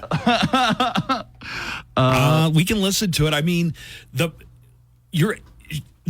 journalist from ABC, and I don't know who it was, open up by just reminding him of things that you have said that are offensive to black people. That is true. What she said was a good question, I think. Hey, real quick, Stacy Puppets on 3 wants to get in on Trump stuff. So. Okay, hold on. Before we get to Puppets, Stacy T in the app chat, she was the one that originally had a theory about the headless sex doll. About the headless sex doll, and she we were called in and said the heads can be removed for cleaning. And I just wanted to know, first of all, are you a lady? Second of all, how do you know that? Yeah, her response: "I am a woman," and in capital, "I do know about sex dolls." She says, maybe she worked at a place that sells. Yeah, that's good. She says the genitals are usually removable as well for cleaning. She's a freak. James, he wants to talk about something about the Olympics still, the trans boxer. Is that a phone call? Or no, that's a message. But I think Puppet's on to talk about Trump still. Okay. Hello, Puppet. Hey, fellas, what's going on? I just wanted to say really quick. We've seen this play before. Donald Trump has a very limited playbook. We've seen it with the Obama birther thing, right? Mm-hmm. So bring clearly racist. I don't care what anybody says. Just questioning this guy's name and he must be not born in the United States. Completely, unabashedly, a racist accusation. Totally. Well, but one thing that I want you to understand, Trump saying all of these things in front of that crowd is just playing to his base. He wants to show that he's taken on the libs, that he's taken on the far left, and he's standing up to them. The woke. The woke mob is probably what he says. Yeah, this is just a show. And they left him up there long enough so that way he could show that he was a tough guy. And once they made their point, they pulled him off. Well, I think if you're a Trump-friendly African-American like Tim Scott, or supposedly Harris Faulkner was there, you're embarrassed for him. But I want you to listen. Was it fair to begin the Q&A the way that the moderators did? So you want to hold on while I play it? Yeah, sure. Because I'm hearing some people saying, well, they came in very aggressive, and that was just a loaded question to start things A off. lot of people did not think it was appropriate for you to be here today. You have pushed false claims about some of your rivals, from Nikki Haley to former President Barack Obama, saying that they were not born in the United States, which is not true.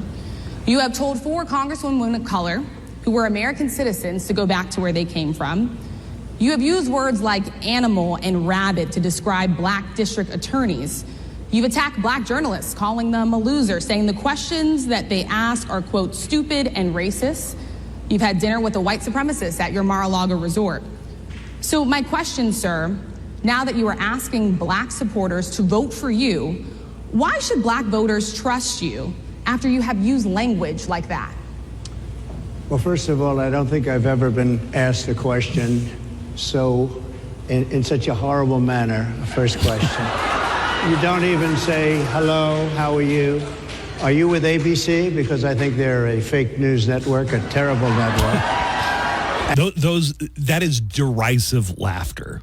This conference full of African-American journalists, black journalists, knows that ABC is not fake news. It's one of the you're going with they're laughing at him, they're not laughing with him? not with him. They are laughing at him. And I think it's disgraceful that I came here. This is how it started. I mean, that's how it got started. So, Puppet, what do you think of that? But this is you're making my point for me. They knew that the Trump campaign knew that this was going to be a hostile conference. They knew that it was going to be like this. They're trying to demonstrate that if he is willing to take them on, then everybody else should be too. This is just to play to the base. This is just a play for You mean he went into the Lion's Den just so he could impress racist and white nationalists? Exactly. He went in there to show that, hey, I'm going into the Lion's Den, and so should you. Well, if it accomplished that, it's the only thing it accomplished, because I think he probably lost support from anybody there, anybody who's seen it. So. Believe me, Buzz. Anybody that supports Trump is not going to change their mind because of this. You know what I'm saying? It's not going to. Right. Well, I think he went, Puppet, to try. I honestly believe he was trying to court the black voters, and he's trying to win as much support as possible. Hey, listen, Puppet, thanks for the call. Appreciate hearing from you. Hey, thank you. So Jay in our app chat said, why don't we look at speeches by Kamala Harris where she does kind of an affected accent sometimes, and he's saying in front of black audiences. And Jay is saying that in itself is offensive. I agree. I didn't know Kamala Harris was black either. She's a person of color, but she's not black. She's definitely playing this black card. She went to Howard University. She went to which is about the historically black university. The most famous one. She's playing the black card like a Yu-Gi-Oh card. She's like, I don't know how you make a statement like that. Yeah, that is kind of... Wowee, Trump. That has got to be the most loaded question of all time. That was a several-minute... It could have been this. It could have been this quick. You've said a lot of racist crap. Explain it to all these black journalists. Yep. I mean, really, you could have asked it just like that. Tirade attack on the guy. I mean, the woman might... She didn't lie. As far as I can tell, everything she said is accurately established. It was a hostile question. No doubt about it. Yeah. She was no fan of Trump, whoever she was. I mean, the woman might as well have said, so, Trump, we all know you're a racist. Yeah. Effectively. Yeah. But she gave many examples of why a lot of African American but why people even think go to a place where you know you're going to be called a racist? I don't know. How many times have you used the word N-word exactly? I got to hand it to him. It took him balls to do that. He went right into the Lion's Den. And he held his own. I actually think he's in typical Trumponian fashion is actually going to help him, and he's going to go up in the polls. Who's he going to win over with that? Like, who's like, I'm a big Kamala Harris fan, but I really like the way Trump came off in this room full of black journalists. You think anybody who's already not steeped in MAGA is going to find that appealing? I think some people... White liberals are going to be upset about it, but I think black people are going to respect him. Oh, yeah. Please tell me how black people are going to take this. Please, Daddy D. That's exactly what we need, is for you to explain how black people should take this. Two reasons. One, that he actually went, and two, he didn't let himself. He came right back at her. He attacked not her, not the journalist, but her claims. He said she works for fake news network. And then he started focusing on his record. What matters? Okay, policy. Pause it real quick. So I think at one point, and you might not even have this ability to cue it up, but he goes, "I've done more for black people than any other president since Abraham Lincoln." And then the interviewer goes, he keeps talking, and there's some crosstalk, but she goes, "You mean more than Lyndon B. Johnson when he signed the Civil Rights, the Voting Rights Act, Voting Rights the Civil Rights Act?" He didn't get. She was always of Indian heritage, and she was only promoting Indian heritage. I didn't know she was black until a number of years ago when she happened to turn black, and now she wants to be known as black. So I don't know, is she Indian or is she black? She has always identified as a black woman. I respect either one. Well, if you respect either one, why do you need to differentiate right. them? Again, she went to Howard. She was a member of Alpha Kappa Alpha, the oldest black sorority in America. So saying these things is, God, just almost hate speech in front of a crowd, like that. To say that kind of stuff, how can you MAGA supporters not see how just racist? No, they were is? being hostile towards him. Well, he's done the most for the black community than any other president, and he went there to try and prove his record, but they were hostile. Oh, they asked him about, he said that illegal immigrants are coming to take black jobs. So they What's asked a black job? That's what they asked him. Coming from the border are millions and millions of people that happen to be taking black jobs. You had the best. What exactly is a black job, sir? A black job is anybody that has a job. That's what it is. Anybody that has a job.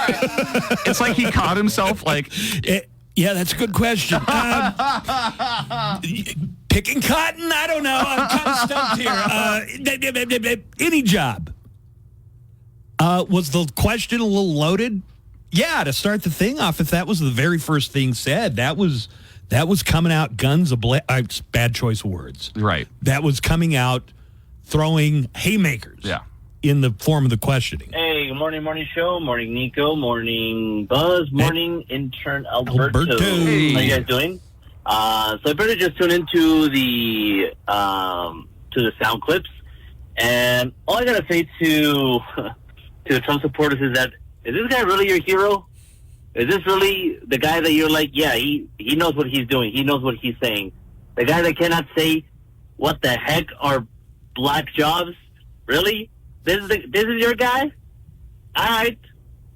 The guy that's saying that Kamala barely just turned black? Okay. All right, guys. I hope you guys have a good morning. Thank you. Bye-bye. What do you think he really meant when he said black jobs? Honestly, what do you like? Low-paying, manual labor. They're taking all the low-paying black jobs. Used to be in this country, all the maids and cooks were black. When this country was great, if you had a maid, she was like Florence from the Jeffersons. But in the really good old days, they couldn't leave. You got to own them. Yeah, that's probably what he's really... I mean, in his head, that's probably the thought process. To be fair, just to be honest, basically, that was a loaded and question when she hit him up with that question like that. I mean, it's like she made her... I'm going to let you finish your point here, but yeah, I agree, probably. I think if I had a chance to speak directly to Donald Trump, instead of letting him run roughshod over me, I just go in with that attitude, F you. I'm going to tell you exactly what my objections are. And I guess he had to sit there and take it. Because he's he slippery. Didn't interrupt her. Why didn't he get up and walk off? It's like she made her own speech. Agreed. Yep. Before she even got to the question. And so, I don't know. It seemed like a setup, and he went to it.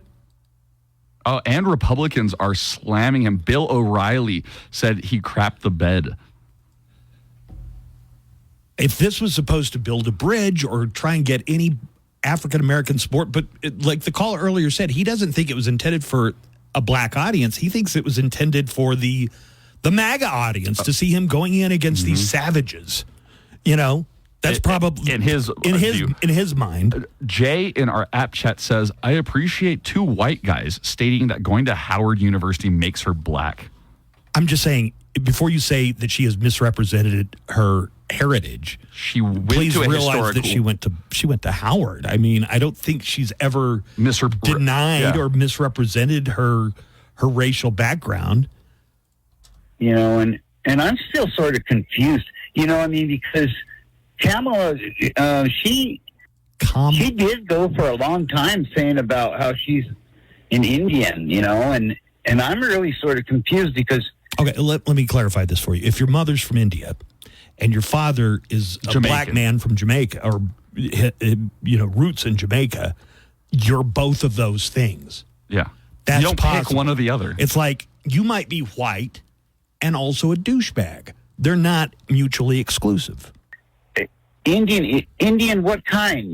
Like Indian with a dot or Indian with a feather? Okay. God, that was so funny in 1993, the first time I heard that joke. And it just shows where you're coming from. Yeah.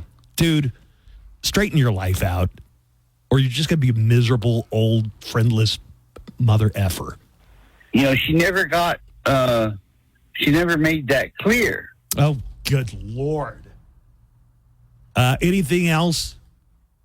Anything else that doesn't kill my brain cells as I listen to it? No. I don't know. No. This is just, what's going to happen if he loses? I don't know. Is he just going to I honestly don't know. Because there's no way. There's no way he could run again in another 4 years. Well, first of all, he just let's call admit on this. his supporters to revolt. If he loses, he will not say that he lost. He will not accept any loss. There's no way. If he can't admit losing to an old, rich white man, there's no way he's going to admit losing to a woman of color. Probably, yeah. Now, the last time he did this from the Oval Office, he gathered his followers and had them assault the Capitol building. Out of power, what's he going to do? So, okay, this is also a show that focuses on humor, and the stoner guy says, man, I'm trying to listen, but this is hilarious. I seriously haven't smoked in over a year, but I still sound so high every time I call. Wait, stoner guy hasn't smoked in over a year? Then how is he? He sounds completely high. He told us what are you? He got parole. Stoner. Oh, that's right. Thank you, Alberto. Wait. What now? That he got caught with the vape or this or that, and he's on probation, I guess. So he can't smoke? Yeah. No, he called in and gave us a warning that he got pulled over with the vape. It's a felony. Now he's a felon, and he got in a lot of trouble when I was on parole. Hasn't smoked. You're a felon for having because it's a cart. Because it's a concentrate. Yes, dude. Poor felon. I called him felon guy. I almost called him felon guy. Yeah. Stoner guy. He got done wrong. Oh, man. You do sound high. Every time we talk to you, I assume you are just loaded. That you just toked it up. That you just ripped a gigantic... all right, but thanks for clarifying that, stoner guy. But I agree. Yeah, when you call in, you sound pretty stony. Here's the heavy metal count. We're going to wrap things up. Don't forget we have an AfterBuzz coming up today. If you subscribe, you get the AfterBuzz wherever you get your podcast. Get it every single week. You don't have to miss a single one. Welcome to the 2024 Paris Summer Games Heavy Metal Count. China, let go metal! France, ain't gold medals! Japan, ain't gold medals! Wow, nice. USA, 5 gold medals! This has been the Heavy Metal Count from the 2024 Olympics, courtesy of 95.5 KLAQ. That's the show for today. The Buzz Adams Morning Show will be back Monday at 6 a.m. Okay, bye-bye. In the meantime,